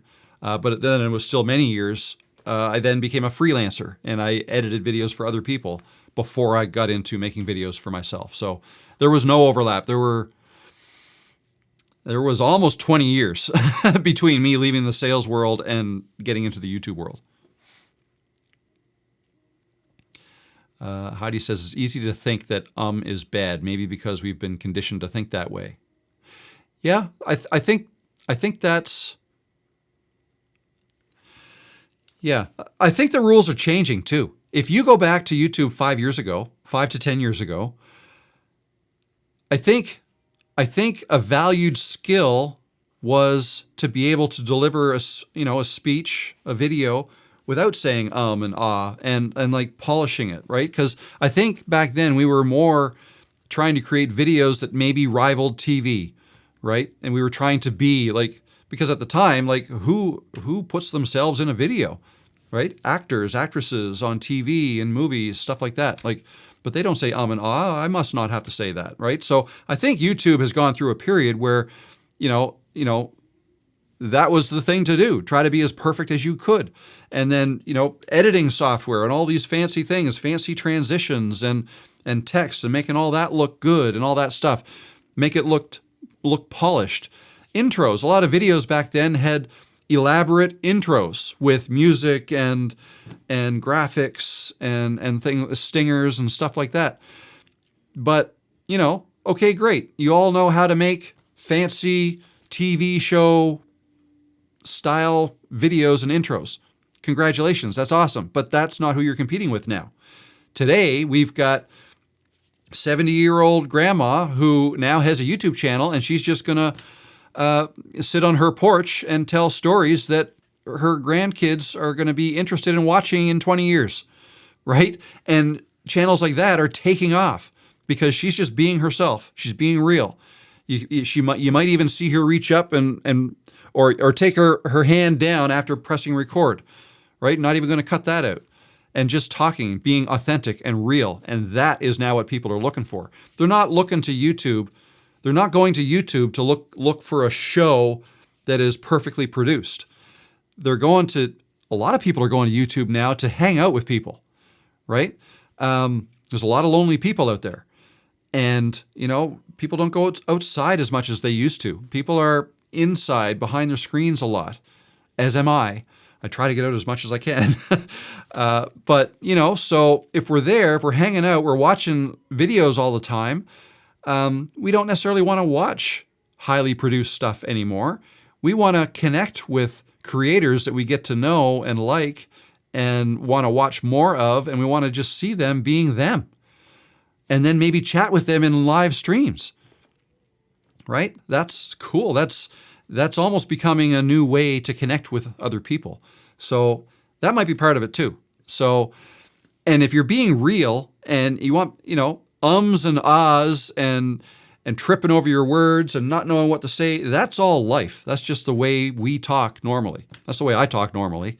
And maybe the older we get, the speech slows down and all, but it's normal. It's real. It's real. And I think that's what people are looking for today. Okay, I got that one.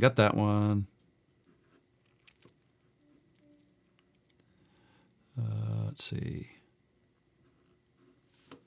Oh, Heidi says the whiny video comment was an unrelated comment, not about you. That's okay. I wouldn't have been offended if it was about me.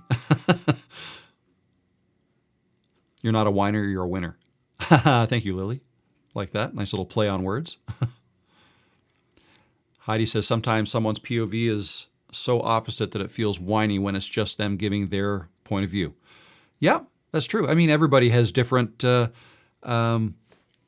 personalities, characteristics, different ways of speaking too, right? Somebody might not be whining, but to somebody else, it might sound like whining. To other people, it might sound like just matter-of-fact speech. Like everybody's different, right? It's all good. Luckily, the way YouTube works is, like if you want to be a creator, however you talk, however you speak, whether some think it's whiny and some people think it's over the top or whatever it is, just be yourself and you will naturally grow your channel with subscribers that are coming to you who love the way you speak. If people don't like the way you speak, they won't subscribe. They'll move on to somebody else who they would rather listen to. And that's okay. You only want to grow your channel with people who like the way you speak. So just speak the way you speak and you will naturally grow your channel that way.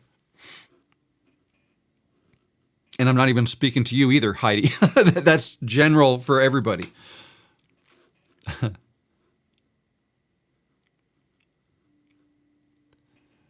Let's see now.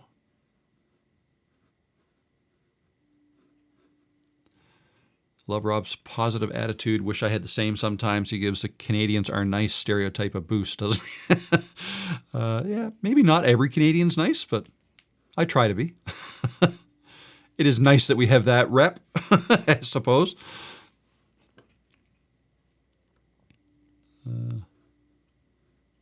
Some is good, too much is annoying. Yep, I would agree. Everyone should be in commissioned sales and or have a job in a restaurant as a server at some point in life. A lot of good lessons. I think you're right. My son worked for Tim Hortons for a while. Actually, if you're not in Canada, you might not know. It's like Dunkin' Donuts. It's a coffee shop, donut shop. He learned a lot of lessons by doing that.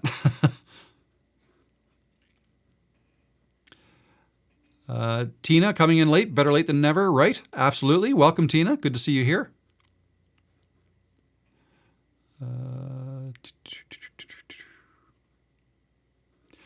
CL says, I'm looking for videos that reduces stress. I watch a lot of funny cat and art channels. Okay, yeah, cool. Yeah, a lot of people go to videos for stress reduction. That's a valid reason for watching videos. Absolutely.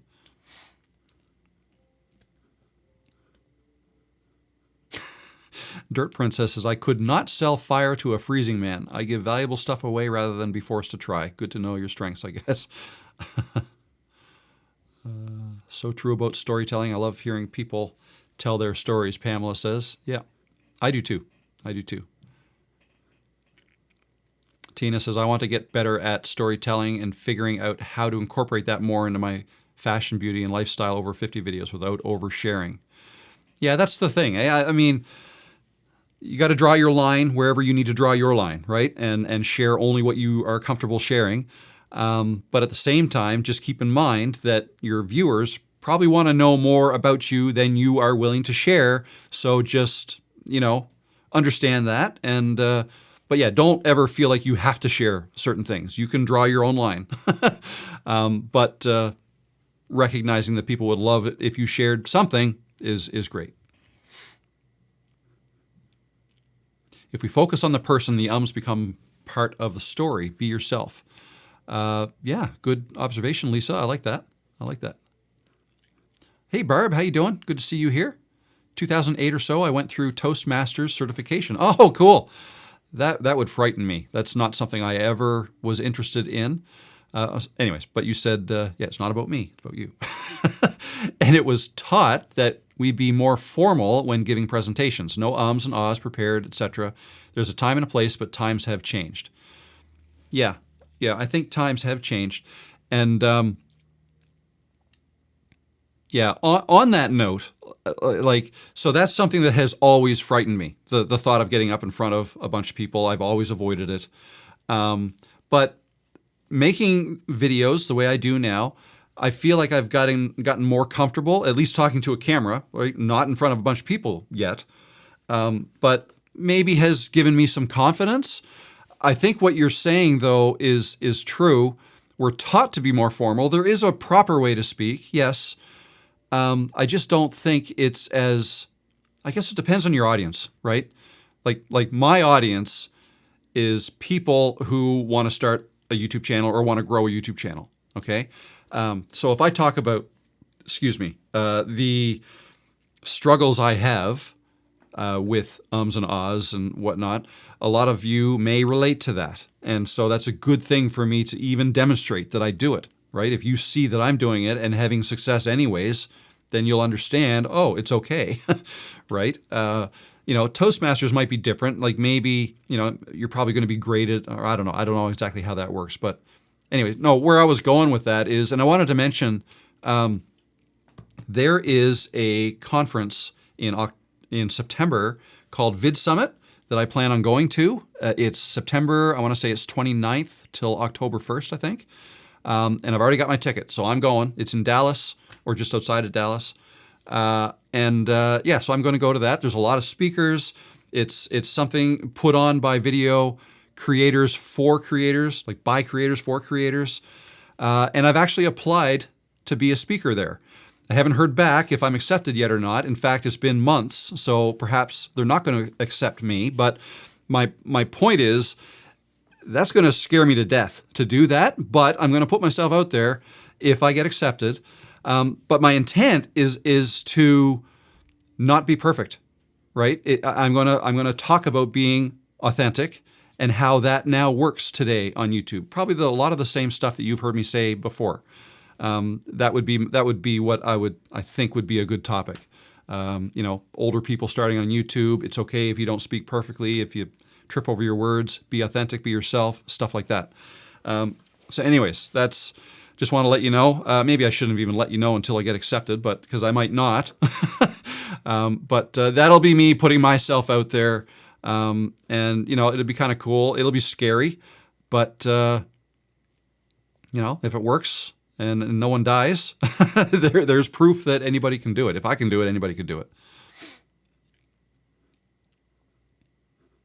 Oh yeah, no. So I wanted to. The main reason I'm doing this, not the speaking part, but even going, is to listen to, like, to learn, but also to meet up with other people who are creators, like to get to know other people who are creators, and we can, exchange ideas, have meetups, right? Like once everything is set and I know when I'm going to be there and whatnot, I'll probably designate a time and a place where we could meet. So if any of you guys are going, you could go there and we could meet up, and maybe I turn my camera on, we make videos, you turn your camera on, and have little interviews, do a live stream maybe, I don't know, like things like that. So I see Karen's here, and I know Karen was there last year, YouTube Over 40, and she really enjoyed it. So yeah, so there you go. And I just see Projmind, Rob doesn't deliberately jump questions. He's just scrolling and looking for the QQQ. So a question jumps out. Ask again. That's right. And I haven't even got to all the QQQs either. So, but thank you, Karen. And thank you to all of my moderators. I see Catherine's here today too. Small Simple Things. Thank you. You're a moderator. And Karen at YouTube Over 40 is a moderator. And of course, Scott and you've changed your name, but you are Winning the Week now. Used to be Suburbs, Escaping the Suburbs, but now Winning the Week. So thank you guys, moderators, for keeping things moving so smoothly in the chat. Appreciate that. But now, yeah, let's go to the cues and see what I might have missed. Yeah, here we go. Pub quiz trivia. First time on the live stream, Rob. Thank you for hosting it. My pleasure.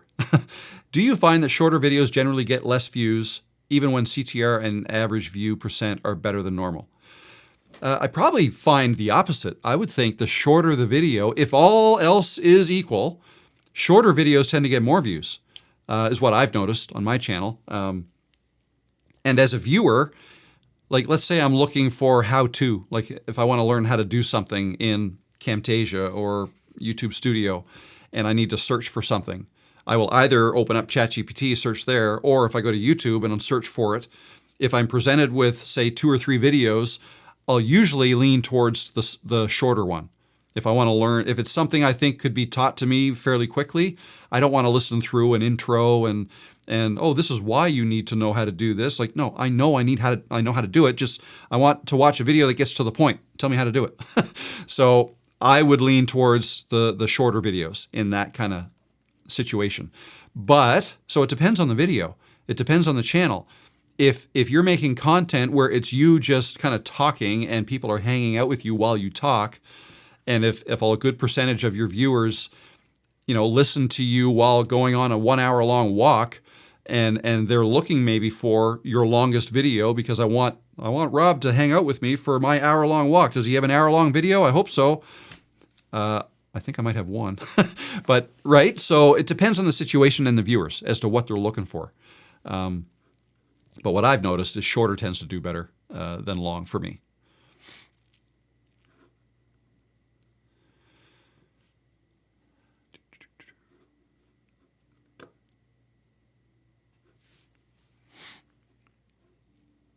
Oh, Kid Omega says, Toastmasters is a complete waste of time. They don't teach you how to connect, and there's a lot of needless formality. Okay, very good. Sounds like you have experience with it. I have not. Good luck and congrats in advance. I've always wanted to attend a VidSummit. Karen says, VidSummit will be so much fun. Is anyone else going to? Yeah, as we get closer, I'll start talking about it a little bit more. Oh, Scott, thanks for the pay raise, Rob. Shh, Scott, I might not have given it to everybody. 50% of 0 is still 0, just so everybody knows. You have a memory like a steel trap. I've been absent the last few weeks. Well, good to have you back, Catherine. I hope all is well. Rebounding with Cheryl, Scott, Karen, and Catherine, thanks. Alrighty.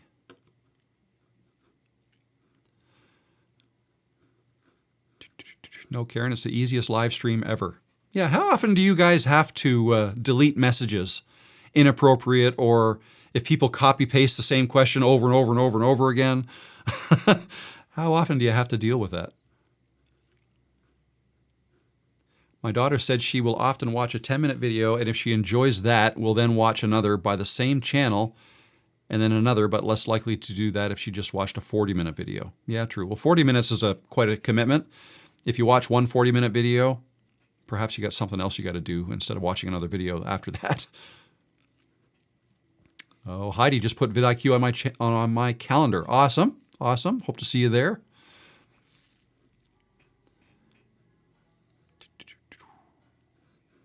That's funny, Lisa. I often watch 2-hour videos from my favorites. Looks like I can't copy paste the question I asked earlier because I'm on a phone. Do you offer any one-on-one coaching? Yes, I do. There's a link in the description below. I do offer one-on-one coaching. Yes. And if you go to my website, robthemaritimer.com, you can see it there. I've got some courses. I've got some free things you can download if you're interested there as well. And I talk about the coaching and the mentorship program that I run as well. 50% of 0 still 0 makes me crack up. That's me trying to be funny. I'm not trying to upset my moderators. Rob, you'll be great as a speaker. It terrified me, but I had some one-on-one coaching before my book launch, and I loved my presentation. Practice, practice, practice was the key. Awesome. That's great, Catherine. Thank you. And yeah, so you did it when you were promoting your book. That's cool. That is cool. Karen, once every 2 to 3 weeks, I'll put a person in timeout. It's pretty rare. That's good, yeah. And I did these live streams for quite a while before I had any moderators. But what would normally happen is, like, if somebody did get into the comments and were spamming or whatever, it might take me a while to get to to get caught up in the chat, but I'd eventually see one of my good-intentioned viewers would say something like, Rob, I think you have somebody you need to deal with in the chat. It's like, oh, really? And then I'll go back. Oh, yes. Okay. Yeah, I will block them or whatever. So yeah, the good news is, for the most part, you will have, like, if any of you want to do a live stream, and if that's something you're concerned about, the vast majority of the people who end up in your chat are going to be there because they want to be there. And they will likely even help you out. If they see somebody being inappropriate or spammy or whatever in your chat, they'll let you know. And luckily that is the case for me. I've got a lot of awesome people in here that help me out. So thank you. Thank you all.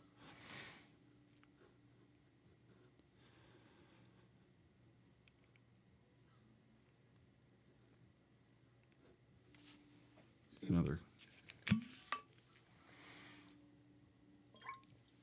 My dream when growing up was to be on radio or TV. Now I run a YouTube channel and podcast 40 years later. Well, that's cool. Yeah, well, yeah, this is the dream now.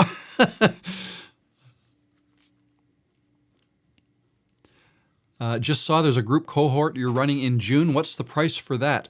I don't have that set yet.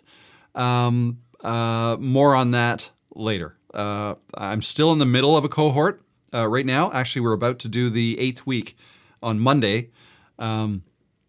But yeah, because everyone is different. Everyone is different, and I keep trying to improve it every time. I've only run 2. I'm in the middle of the second one. The first one was like mid-December to mid-January. It was a 6-week program. The one I'm doing now is an 8-week program. Each one had 10 people in it. Yeah, I'm going to take some feedback from the current group. And the way I do these cohorts, it's not like when the 8 weeks is over, like on Monday, when this 8 weeks is over, then it moves to monthly for 12 months. So it's not just an 8-week, it's 8-week plus 12 months. It's basically 14 months. But then it moves to monthly. And yeah, Heidi's here. She was in the first group. So reminder, Heidi, this Thursday is the Alumni Hub for May. So we're meeting this Thursday. But yeah, so then it moves to the annual. And I'm going to need a few weeks between them to collect feedback and then to basically improve, if I can, or redesign the program for the next running of it. But I can say that the third running of the program, whether it's June or July, tentative is June, but there needs to be demand for it too. So as long as we get 10 people for that, what I'm aiming for is for that one to be nighttime or night courses or night class or something. I'm going to come up with a name for it. But I'm going to run it at a different time. It had been 1 p.m. Eastern time, same time as these live streams, but running it on Mondays, and then the Alumni Hubs on Thursdays, same time. But this next one is going to be either 5 p.m. or 6 p.m. in the evening. And the reason I'm doing it differently for the next one is because I did get a lot of people that said, if you did it at a later time, that would be better. So I want to try to help as many people as I can. So we'll see. I'll be there with bells on. Awesome, Heidi. How have your live streams been going? Did you get a gimbal or just a tripod for your next one?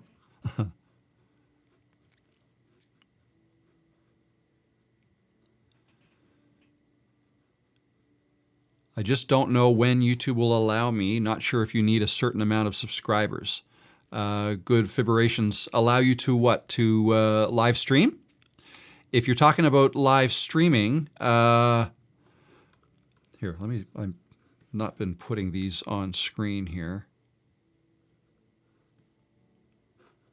I don't see it. Oh, here we go. I just don't know when YouTube will allow me. If we're talking about live streaming, you can live stream at any time from your computer, but if you wanted to do it from your phone, from the mobile app, then you need 50 subscribers to do that. But you can, if you just want to do it from your computer, like I'm doing it here, there's no minimum number of subscribers you need. But I will say that when you want to go live, you can't, like if you've never gone live before, you basically have to ask for permission to go live first. Like I think once you click to go live, it'll say, oh, you want to go live? Okay, we'll have you set up within 24 hours. So I don't remember exactly how that worked, but because it's been 4 years or so since my first live stream, but it's something like that. But yeah, you go live from your computer and you don't need any subscribers if you don't want. And it's good practice too. Some people will say to me, well, how many should I have? How many subscribers should I have before I go live? The more you have, the more chances for interaction, of course, but also you're probably going to need some time to practice going live as well. So going live before you think you have enough people or before you think you're ready is not a bad idea because that's good practice time. If you go live and nobody shows up to your live stream, that's going to be the hardest live you ever do because you're on your own. Nobody is interacting with you. Like you guys are making these lives super easy on me. I've been talking for over 2 hours now, and I haven't even talked about half of the things I wrote down on this, which is not much. There's a couple other things I think maybe. Anyway, you're interacting with me. You're asking me questions. I'm not able to answer all the questions either. So like once you have people coming to your lives, it gets easier. So start off before you have enough people or as many people as you think you want. And if you can get through that, then it'll be so easy once you start getting people. right? And then once you start getting people, like if you notice, oh, I've got, oh, there's somebody here. Like you'll see, you won't see who's in your live, but you'll be able to see, for example, oh, there's 2 viewers here. You can say something like, oh, I see we got 2 people in here. Awesome. Where are you watching from? And who are you? Like introduce yourself. I'd love to know. And what can I help you with?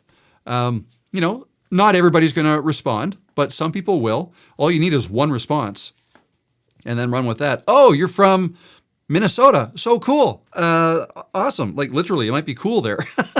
Right. And just, it helps, right? It's feedback, right? And some people have told me like making videos, they find hard, but standing on a stage in front of a whole bunch of people, they find easy. And the reason they find a camera hard is that they're not getting feedback from a camera like they would if they were on stage. And that's completely opposite from me. I would have a harder time on stage because it's not the feedback that I'm looking for. It's, I don't know what it is. It's just, there's more of a fear there that people are looking at me, watching me, judging me. I think that's kind of where my fear was based, stuff like that, which I think is better now that I've been making videos and growing my channel, like all that helps. Anyways, I think I took a couple left turns there. I don't know where I started. I don't know if I can get back to the main road. Oh, Heidi says, no outside live streams since then, and the replay was viewed very little compared to my other lives replays, and I can see why with the shakiness. Yeah, all right, cool. Yeah, so I guess next time you do it, you're going to do it with a tripod. I think that's smart. Yeah, so for those wondering what we're talking about, a lot of times when you make a video with a phone like and holding it in a selfie stick, like I often do, like this, if your phone doesn't have built-in stabilization, it'll look shaky if you're holding on to the camera like this. Now, my iPhone, I think ever since the iPhone 14, or maybe it was the 13, they have built-in stabilization. So, that's all I use when I'm outside walking and holding my phone, and it does a really good job. But and older phones don't have that. So phones that don't have that, one thing you could use is a gimbal. You would get a gimbal to put your phone on, and that helps with that. But if you go live outside with your phone through the YouTube app, it, for some reason, doesn't take advantage of the inbuilt stabilization that iPhone has in it. So the shakiness comes back. So the way to get around that is, I think there may be some other live streaming apps you could use instead that might take advantage of that. Excuse me. Or put your phone on a tripod or use a handheld gimbal. So anyways, that's what we're talking about. So yes, live stream. Oh, wow. Thank you. No problem. It's my understanding YouTube rewards only watch time. Production is irrelevant. That's so true. Yeah. YouTube doesn't care how well produced your videos are. They only care if people are watching them and how long they're watching them for. Catherine changed it from her name to reflect the slow living vlogs I'm now doing solely. It better reflects my philosophy on life these days. I could only get that handle with underscores. I think underscores are fine with small, simple things. Perfect. Do they need to verify your account? Philly Nexus Journey. To do live streams, yes. You would have to have your account verified, I believe, before you can go live. Yes. And the way you verify your account is with a cell phone number, I believe. Again, that's something else. It's been a long time since I did it. Justin says, I remember being in Toastmasters, we would have to give speeches in front of big audience. So challenging. Yeah, it would be. I've only gotten through half the things on this looks at list, which is not much. Good fibrations. Go for it live, Heidi says. They are fun. It's built my confidence, and I've gotten so much great content from what... Yeah, honestly, again, for good fibrations, you and anybody else considering lives, or anybody who wants to get better at talking to a camera, going live is basically forced practice. Forced practice, right? Like, I'm talking to a camera right now, and, I've been going live now for over 2 years, haven't missed a week. Some weeks I've done it twice. And on average, I'm probably live for 2 hours each time I do it. That's a lot of practice. That undoubtedly has helped me in the videos that I make. It's different, but it's still looking at a lens, looking at that lens instead of looking at this lens on my phone. But it helps. It's great practice. And the good news is, if you go live and for whatever reason it's just horrible, or maybe you said something you didn't want to say and you don't want that to live on your channel, or I don't know, somebody asked you an offensive question even, and you just stopped. You can always delete it. Live streams, after the live, they become videos people can watch on demand afterwards. That's true. But, oh wow, okay. You can go into your YouTube studio and delete them, right? You can delete it right away as soon as you're done if you want. Like if something happens in your live and you just shut it down right there, go right into your YouTube studio, delete it, gone, and forget about it. So that's always an option.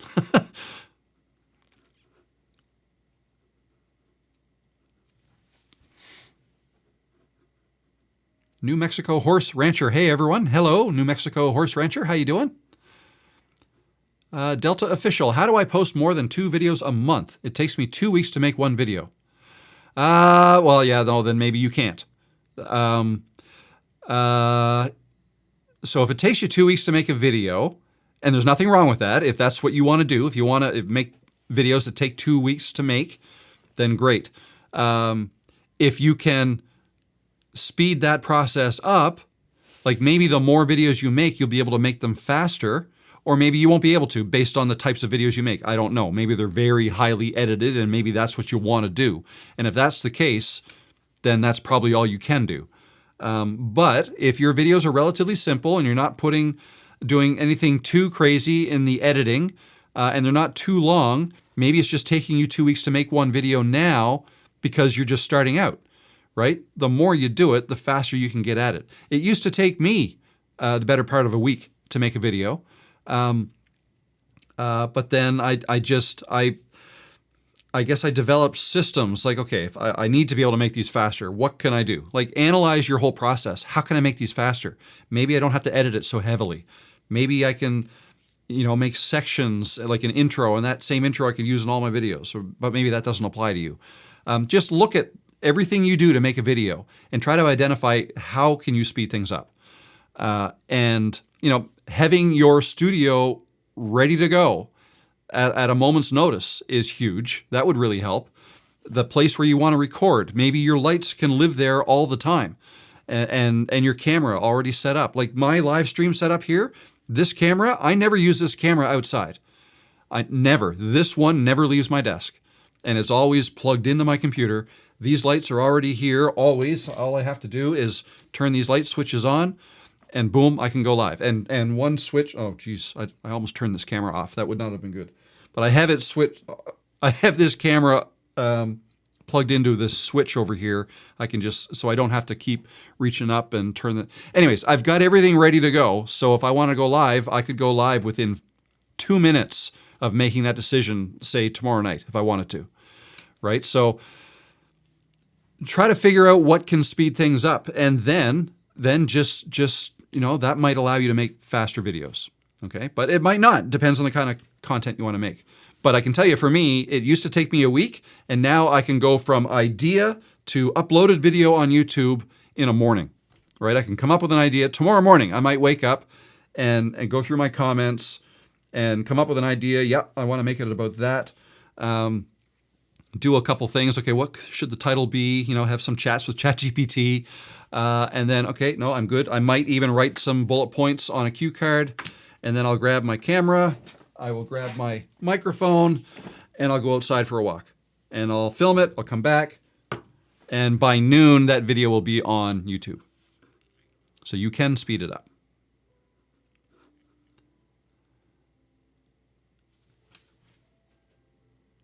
Karen says, yes, when you're talking to your one person, the camera, it's easy to assume you're talking to a friend you're having coffee with versus a real live audience from a stage, I reckon.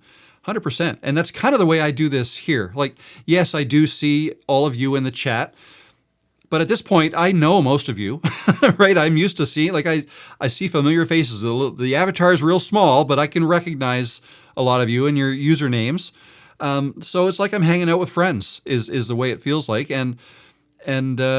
Yeah, whenever you ask me a question, I know you want the answer. I will answer it as honestly as I can. And it becomes, I don't feel like I'm in a room with a whole bunch of people. There's 116 people in here. Whenever I look at that number, it's like, oh man, if I were to stop and think, okay, how big does the room have to be for 116 people to be in that room? And if I pictured myself on stage in that room, I think I'd be nervous. And I probably would be, but so I don't even think of that. I think of the person I'm answering the question to, I guess. Oh, Mike says it's actually quite warm today in Minnesota, 23 Celsius. 23 Celsius! Very nice. It's 9 here, which is kind of cool. But I'm on the ocean, so it's usually a little cooler by the ocean.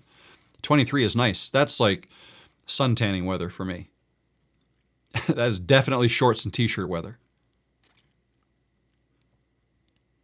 How can a 2-hour video with basically just a blue screen get 100,000 views while heavily edited content struggles? Does YouTube mainly reward watch time and retention now over production quality?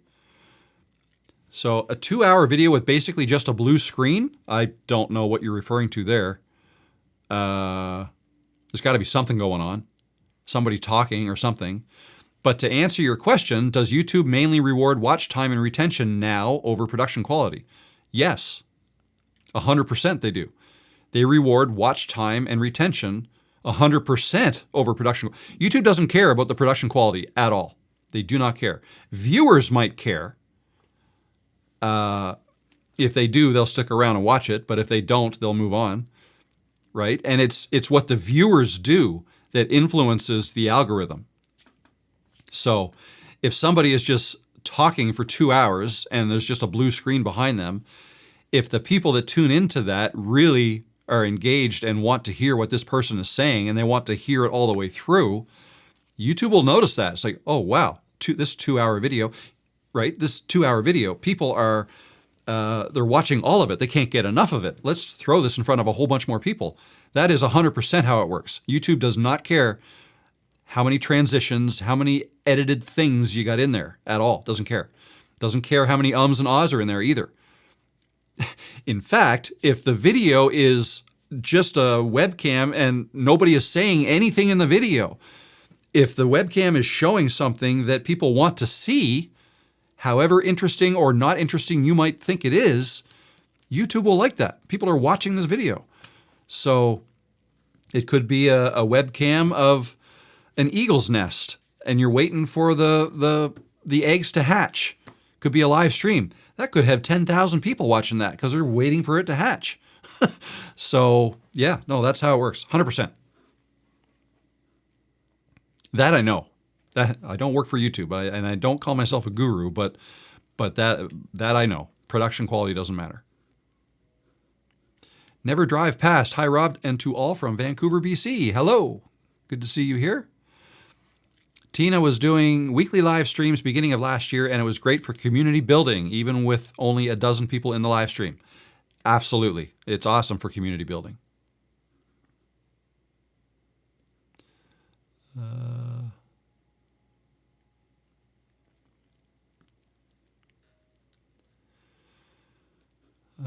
Tina Rowe says, I would rather use CapCut and not Clipchamp video editor, but I've had trouble. I can't get CapCut to record without the window in window feature. Okay, yeah, I'm not going to be able to help you with that.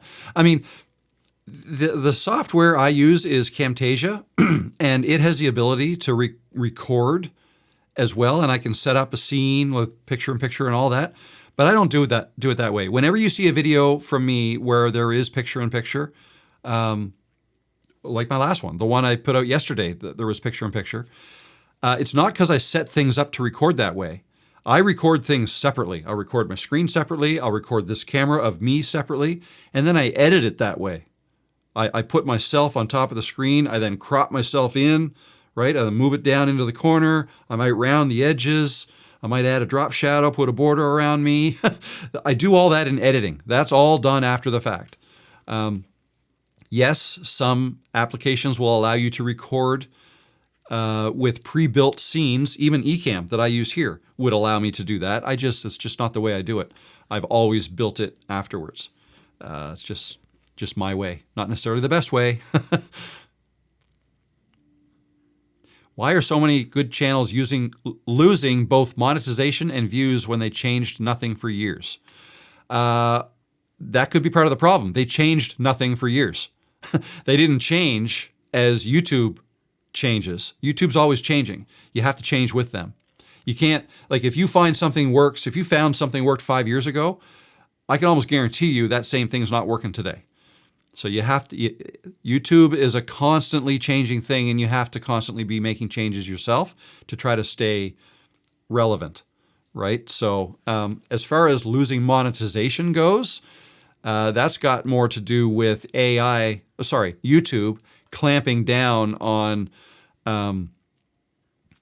sloppy videos with not much effort put into them, people trying to flood the market with repetitive videos, slop videos, AI slop. Some people use that term. I think I've decided in this live stream just to call it slop, not AI slop, because YouTube doesn't care if it's AI or not. But if it's slop, if it's just regurgitated stuff that's already been done, and somebody slapped it together quickly and they can make a whole bunch of them really fast that way, YouTube is clamping down on them. They're finding those channels and they're eliminating them, or they're demonetizing them.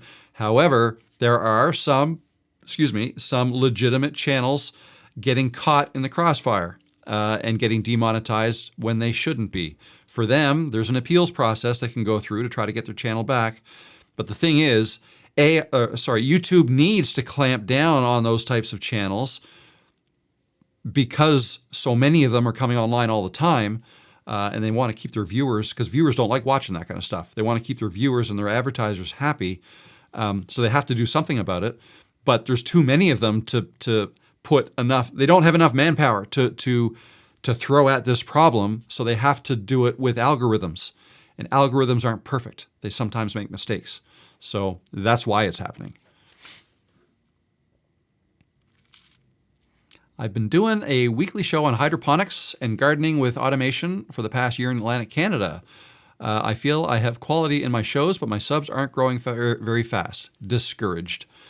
Yeah, I feel you. I understand. That sucks. And welcome, neighbor, Atlantic Canada. That's where I am. Yeah, so again, it's not the quality of your show that matters. It's, are people watching?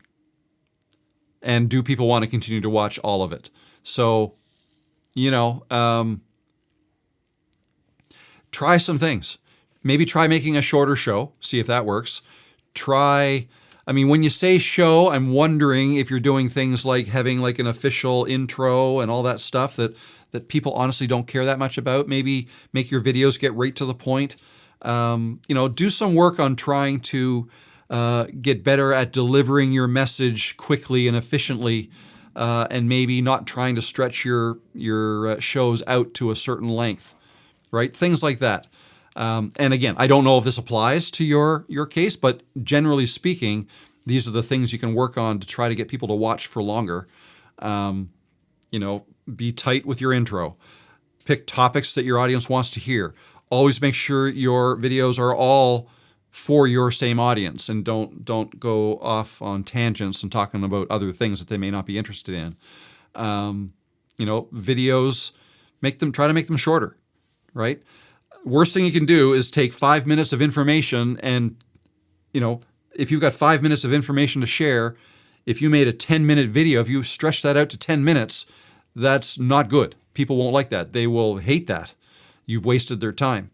If you can instead scrunch it down to maybe 4 minutes, people would appreciate that. You're trying to help them quit more quickly. So things like that would help with retention. And I hope that helps.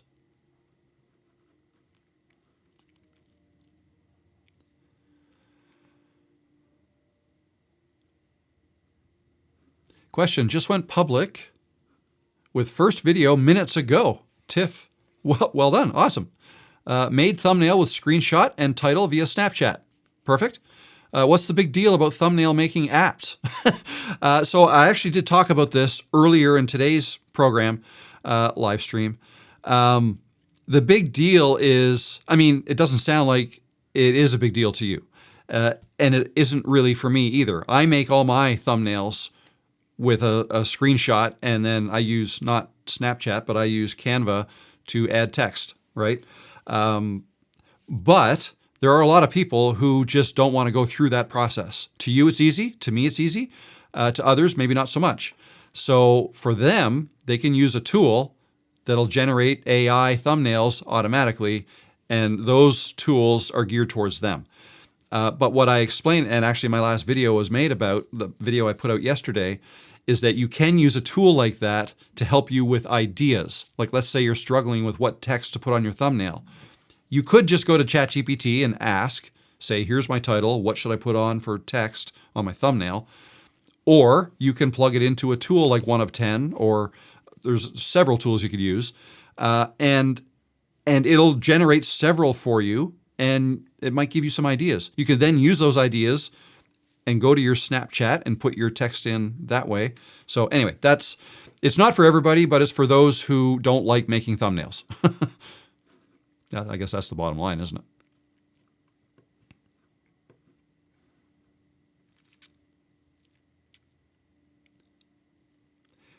it? Which is better when uploading a video? Go public instantly or schedule many hours? It doesn't matter in terms of the performance of your video. So if that's all you're concerned about, it doesn't matter. But if you normally upload at a certain time and you want to release your video at a certain time, a certain date, that's when scheduling becomes a good option for you. So instead of, like, let's say you just finished a video now, but it's like 2 a.m. and you know none of your viewers are, online, but you know that 10 a.m. the next day they will be, but maybe you may not be in front of your computer at 10 a.m. the next day to actually upload it. Well, you can upload it now and schedule it for 10 a.m. tomorrow. So it's for situations like that it's good. But don't believe for a second that YouTube needs it to be uploaded and sit in a scheduled state for YouTube to understand what it's about so that they put it in front of the right people. YouTube doesn't need that time. Okay? YouTube doesn't start their testing until it goes public anyways. And it's results of that testing that the algorithm uses to decide how much further to put it out there or not. Hey, D. Collier, how you doing? Good to see you. It was just a color blue on the screen, no talking. Then I don't know. I don't know what it was, but it must have been an awfully pretty color blue for people to keep watching. I don't know. How do you feel about YouTube Premium members' ability to skip over sponsored segments? I love it, but as a creator, it's not good for them. I don't think about it too much, quite honestly. I do it. I skip over sponsored segments if I don't want to watch them. You can't think of it. As a creator, I don't spend any time thinking about stuff like that. I don't even spend time thinking about how many mid-roll ads should go on my videos. Like, I just leave that up to YouTube. Let it decide. It'll maximize revenue the best way it sees fit. It'll know where to put the brakes for my, or for the, the promotions or whatever, the ads the AdSense ads they're going to put in my videos. They know what to do. I don't. I would be guessing. So I don't spend any time with that. And as far as YouTube Premium, I think it's I'm YouTube Premium too. And I will jump over sponsored segments. And honestly, nobody really knows how that affects what that creator collects for that sponsored ad. Here's the thing. YouTube and the advertisers together are doing their best to make sure those ads get put into videos that will give them the most success with those ads. Okay? There's always going to be, people that skip over parts and people that don't watch parts. And who even knows what the formula is? Like, does YouTube collect whether people skip through it or not? In some cases, I'm sure they do. If people skip over most of it, we don't know that YouTube only pays for the certain amount of seconds of an ad are actually watched, right? Like, I don't know. And I don't spend any time thinking about that because That's not where my time is best spent. My time is best spent making better videos and figuring out what you guys want from me next. So yeah, I guess to answer your question, how do I feel about it? I don't feel anything about it, not one way or the other. I guess I don't really have an opinion of it. I think I'm glad that they have that option in there. That's good. It all gets factored into the whole thing. So, who rolls ads during their lives? I don't. I did it once as a test to see how it would work, I think I might have made $8 from it in like a 2 or 3 hour live stream, but it meant that you guys were. I was interrupted by ads. Those of you who don't have premium would have seen ads and I would have been interrupted during those times, and that's an inconvenience. And to me, I'm not doing these ads. I'm not doing these live streams to make money directly from them. So I don't care about the monetization aspect of my live streams. I've got it off right now. I will turn it on when this is over so that when people are watching on the replay, could be some ad revenue there. But even then, it's not a lot from the live streams. I might make, I don't know, I don't really know, maybe $20 a month. It's not a lot. The benefit of these live streams to me is the community building, right? I can let you know what other videos I've got coming out. I'm reminding you, hey, I'm going to have a video out in a couple days, so I'm top of mind. There's probably people out there opening up their YouTube right now, and they're seeing some choices, and my thumbnail may pop up. Oh, Rob is live right now. Good advertising, right? Just the fact that I'm live is great advertising for my channel. I have the ability to advertise, to self-promote within here. Did you know I sell courses? I sell coaching, right? Check out my website, link in the description below. There you go. I just put an ad in my own live stream. I didn't need YouTube to do that. And this is probably better. It's an ad for my own stuff. So I think that's better.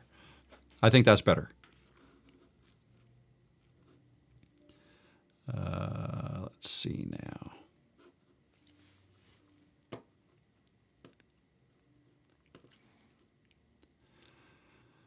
Let's see. Heidi says, I turn off monetization on my lives. Yep, so do I.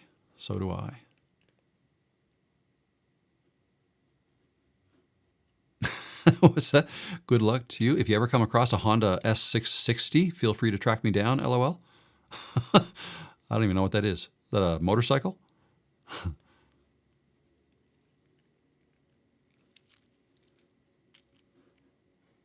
We just got a super chat today. Super chat.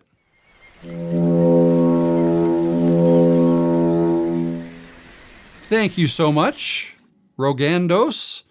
Really appreciate that. Thank you very much. My children serve as a significant source of inspiration for me, and I am documenting their experience in this YouTube as their diary.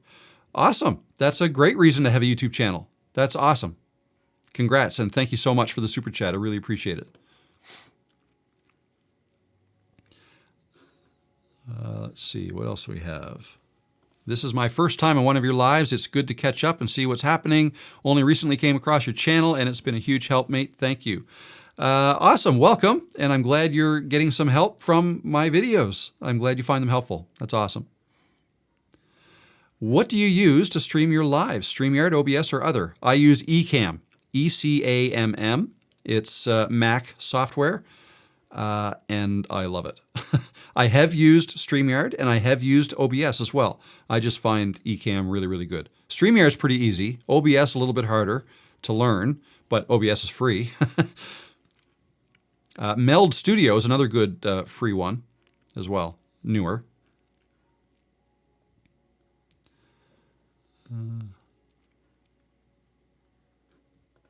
Hey, Rob, do you ever worry, even for a second, YouTube could terminate your channel by accident since their algorithm isn't 100% accurate? Oh, sure. Yeah. I feel like I'm as protected as I can be. All my videos are authentic. What else? I have a mailing list outside of YouTube, right? So I don't just rely on YouTube. In fact, I'm a full-time YouTuber. I do this for a living, but I'd say only around 30% of my income. The bulk of it comes from coaching, course sales, affiliate sales, brand deals, right? All of that together is probably 70% of what I make. So, but if anything ever did happen to my YouTube channel, right, I have an email list now of I don't know how many it is now, 45, maybe 5,000 names on that I could send an email out to, say, hey, my channel's gone. I'm starting up again over here, right? I could let people know that way. So it wouldn't be a total loss. It would be bad. Like I don't want to go through that. So I'm trying to stay away from the AI slop type videos. So yeah. But yeah, no, it's something to consider. That's why I think it is important not to put all your eggs in one basket. It is good if you want to do this as your source of income. It's good to grow a mailing list outside of YouTube, right? Because you don't own your subscribers. If you're a YouTuber and you've got 1 million subscribers, you don't own them. You have no way to contact them directly. You can make a video and hope that it gets put out to all of them, but they're not all going to get notified. You can write a community post and hope that it goes out to them. They're not all going to get notified. That's the only way. Like you don't have email addresses from them, and YouTube's not going to provide that. YouTube owns them, right? They are YouTube users. They're not Rob the Maritimer users. They happen to watch my videos, but I host my videos on YouTube's platform. YouTube owns all of it. So yeah, so it's good practice if you want to do this for a living. It's good practice to have a presence outside of YouTube, grow an email list, sell stuff that's outside of YouTube, and use YouTube as your marketing engine. That's essentially what I'm doing. YouTube is my marketing engine. It's my lead generator. It generates leads to my business. Maybe 0.5% of people who watch my videos, if only 0.5% of people watch my videos, buys a course or signs up for coaching or joins one of my cohorts, awesome. YouTube is doing its job. And oh, by the way, you can make a little bit of money from YouTube AdSense too, and that's great. So that's the way I think of YouTube, and I think that's the smartest way to think about it if you want to do this as a living.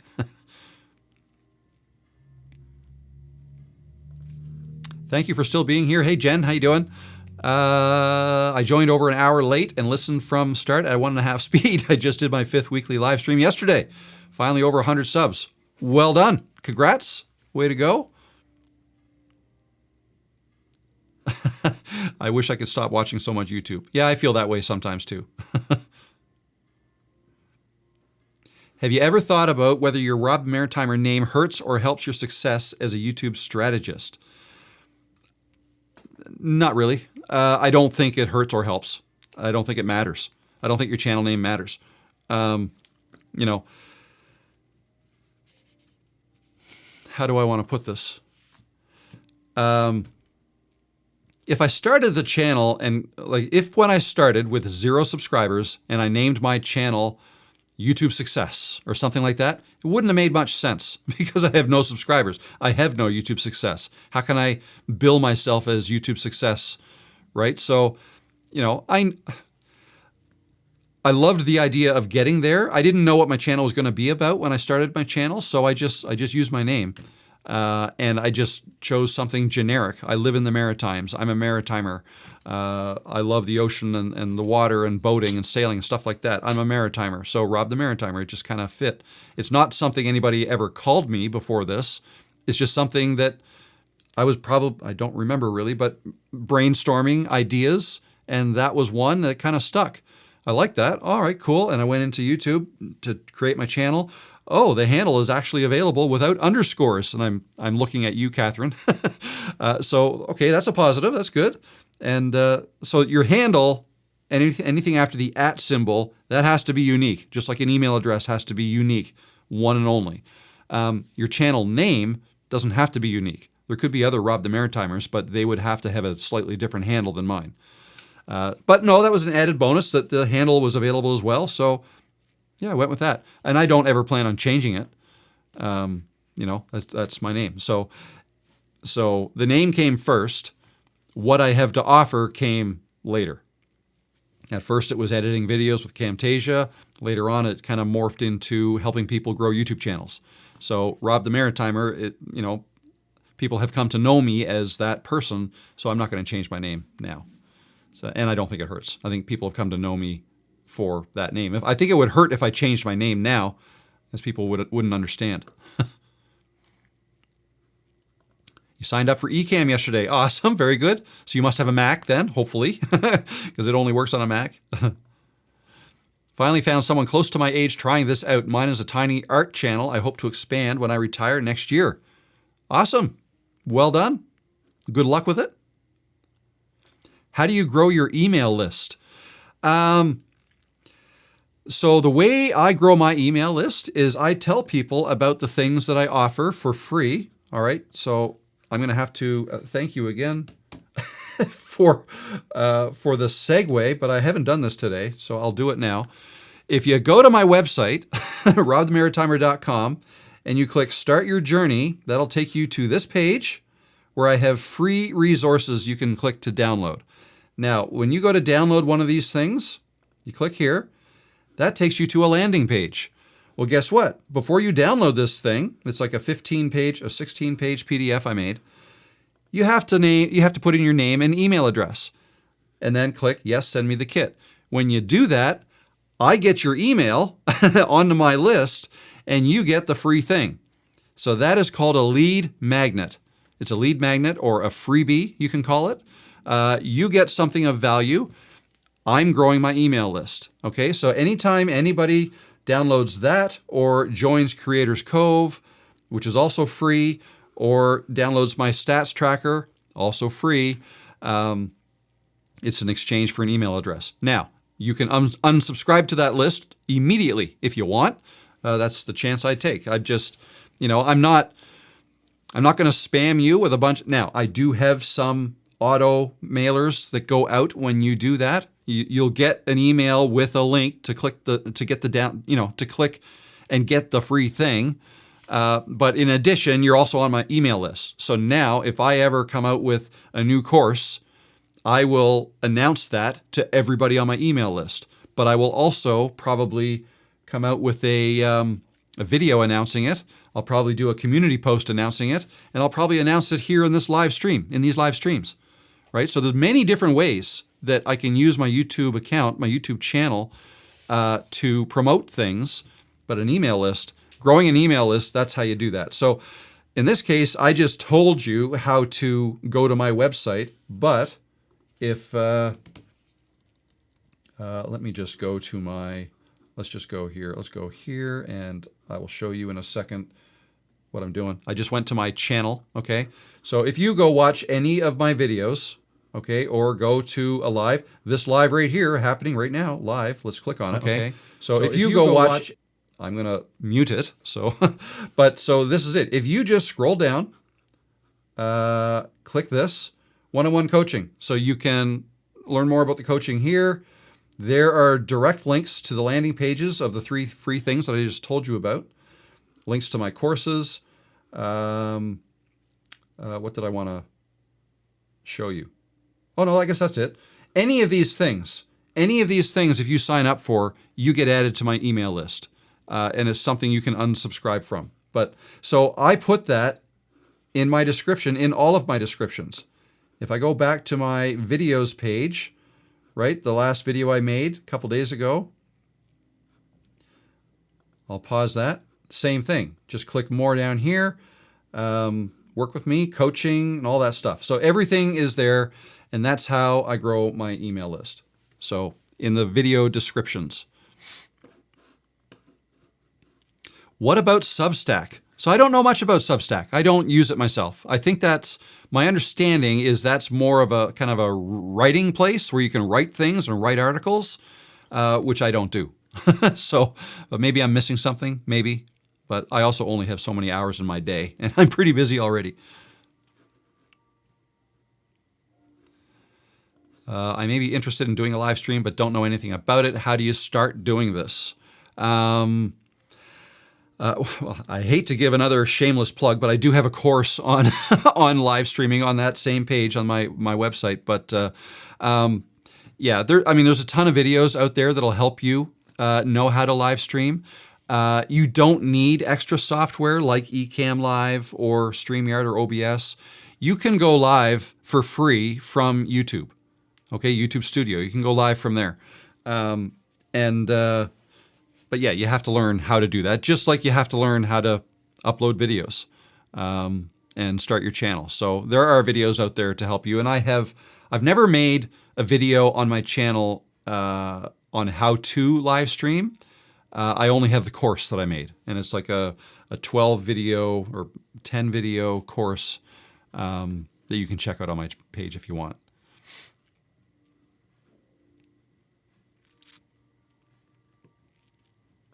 What is your opinion if I link my social media site on my channel and vice versa? You can. I mean, it's not, I wouldn't get in the habit of sharing everything you do or try to let people, like, if you have a big Instagram following, let's say, I don't know that I would go to them and say, oh, hey, I've got a YouTube channel. You should all go over there and subscribe. So it's that kind of thing that I don't think works very well and might, in fact, hurt your channel if you get, because they may not be YouTube viewers. So, you can link to it, call it a soft link. I wouldn't necessarily think of it as, oh, you have to promote back and forth. Because, the best way to promote your YouTube channel is to make more YouTube videos, quite honestly, that your existing audience would be interested in. That is the best bang for your buck.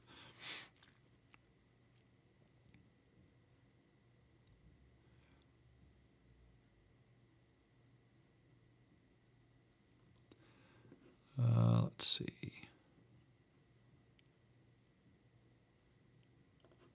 I used to use the Ethernet cord plugged in for my group live streams, but one day I moved my desk around, forgot to plug it back in, and it had worked fine on Wi-Fi. Okay, good. Good. Yeah, I guess I'm plugged in. My dock is plugged in to Ethernet into the house, but I think it would work fine Wi-Fi as well. Awesome. Awesome. Very good. Oh, here we go. As a typical YouTube junkie, I would say assertively that the fewer emails you send, the more emails you will retain. People do not need more in their inbox. They will love you for less. Yes, I know. And I've been meaning to clean this up because months ago, I created several emails that would go out when people download my Kickstart kit. Every few days, an email would go out automatically. I tried to make them helpful. But the more I think about it, it's like, yeah, you know what? Because the first year and a half of me, say, offering coaching or offering anything, courses, I never had any automatic emails go out at all. And I would just manually send an email out every once in a while to everybody on the list. So nothing went out automatically except for the initial email. And I think I want to go back to that. I think that's because I don't like getting emails either. I don't want to get, especially if they're obviously pre-written and it's an autoresponder type deal. I don't know. I think the more personal ones work better and are appreciated more. So I would agree with you, Dirt Princess. I agree with you. I heard not to promote on other social media as you get dead subscribers, aka subscribers who don't watch anything. Yeah, that's the danger. That is the danger. Same thing with promoting your videos, like paying for ads to promote your videos. Same thing. You might end up with people who aren't really that interested in your stuff, and you don't want them. You don't want them. I am a teacher and can't wait to get my summer break so I can hopefully put way more time and effort into my channel. Thank you, Rob. Your channel is awesome. You are helpful. Awesome. Awesome. Yeah. Good luck with it. I hope you have a productive summer break with your channel. That'll be awesome. Well, what do we got here? Holy cow. So I've been at this for 2 hours and 50 minutes. How did that happen? I think it's time to, am I missing anything? Did I miss any? Let me just do one little quick search there, see if so here we go. Lily, where are emails saved? So if you were talking to me when I'm collecting email addresses, they get saved in the app that you use to collect the emails. So when somebody subscribes or when downloads one of my lead magnets and I collect their email address, it's not actually me. I use a program called Kajabi that is my email managing software. But there's other ones like MailChimp, Aweber, MailerLite, Kit.com. There's several. So you would sign up to something like that, and it would be there that you would basically create an email list. It'll be blank, empty when you create it, but you can create your landing pages there too. And the links that you put in your descriptions of your videos would go to those landing pages you collect. They start building the list for you. And then if people unsubscribe, it's automatic. They get automatically unsubscribed. So you don't have to worry about any of that. Your list is building over there. And you have to pay for that. There's a subscription depending on which one you get. There's cheap ones, expensive ones, right? So that's how that works.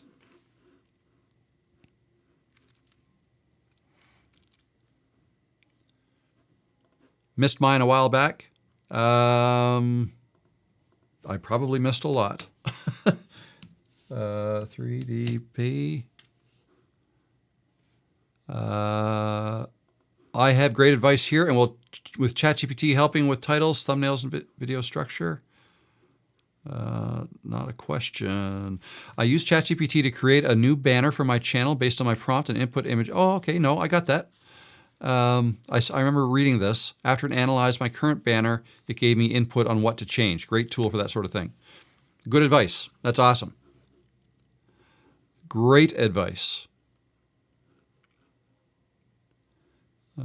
How many hours should I post my upcoming live stream to get more views and notifications?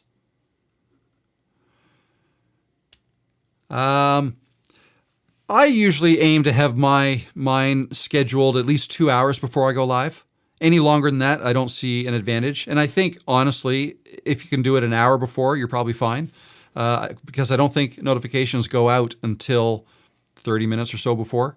Now, if you schedule it days in advance, it may show up on somebody's YouTube homepage that, oh, Rob's going live in 2 days, right? But so I don't typically, I guess I might lose out on some. But so if you want to set it up a couple days in advance, you can. That might help.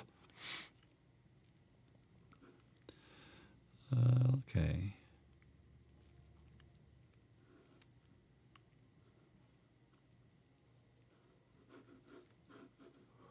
Let me take a quick look at this poll again. So what is your biggest YouTube challenge right now? 50% of you say getting views. 26% say consistency, 14% finding my niche, and 9% camera confidence. So we're all, most of us confident on the camera. That's awesome. That is awesome. But that makes sense. Yeah, getting views. I think a lot of people, so again, like those videos tend to do well. People making videos on, oh, I'm not getting views anymore. What's up? Here's how to get more views, things like that, right? Wow, I missed the last 40 minutes. Can't believe Rob is still on. So unselfish of you. Yeah, I'm getting hungry though. So I think I'm going to go. It's been a while since I did a 30-minute or a 3-hour live stream. So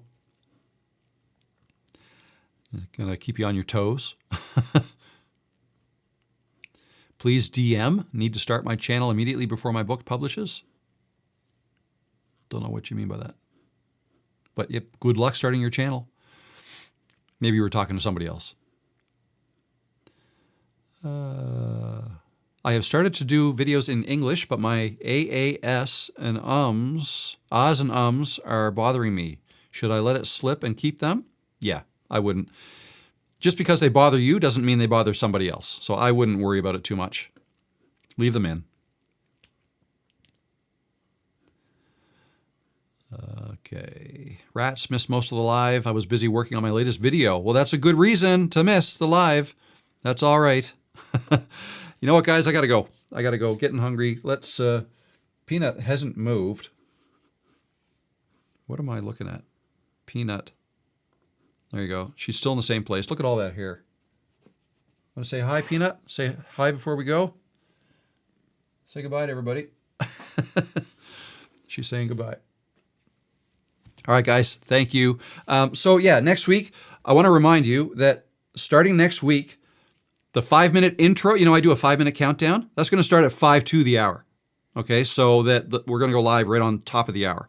So I know not everybody's going to see this. We got 102 people in here now, but that's my intention starting next week. And yeah, for those of you in the Alumni Hub, we're getting together this Thursday at 1 o'clock Eastern Time. Hope to see you there. That said, look for a new video from me probably Thursday morning, maybe tomorrow.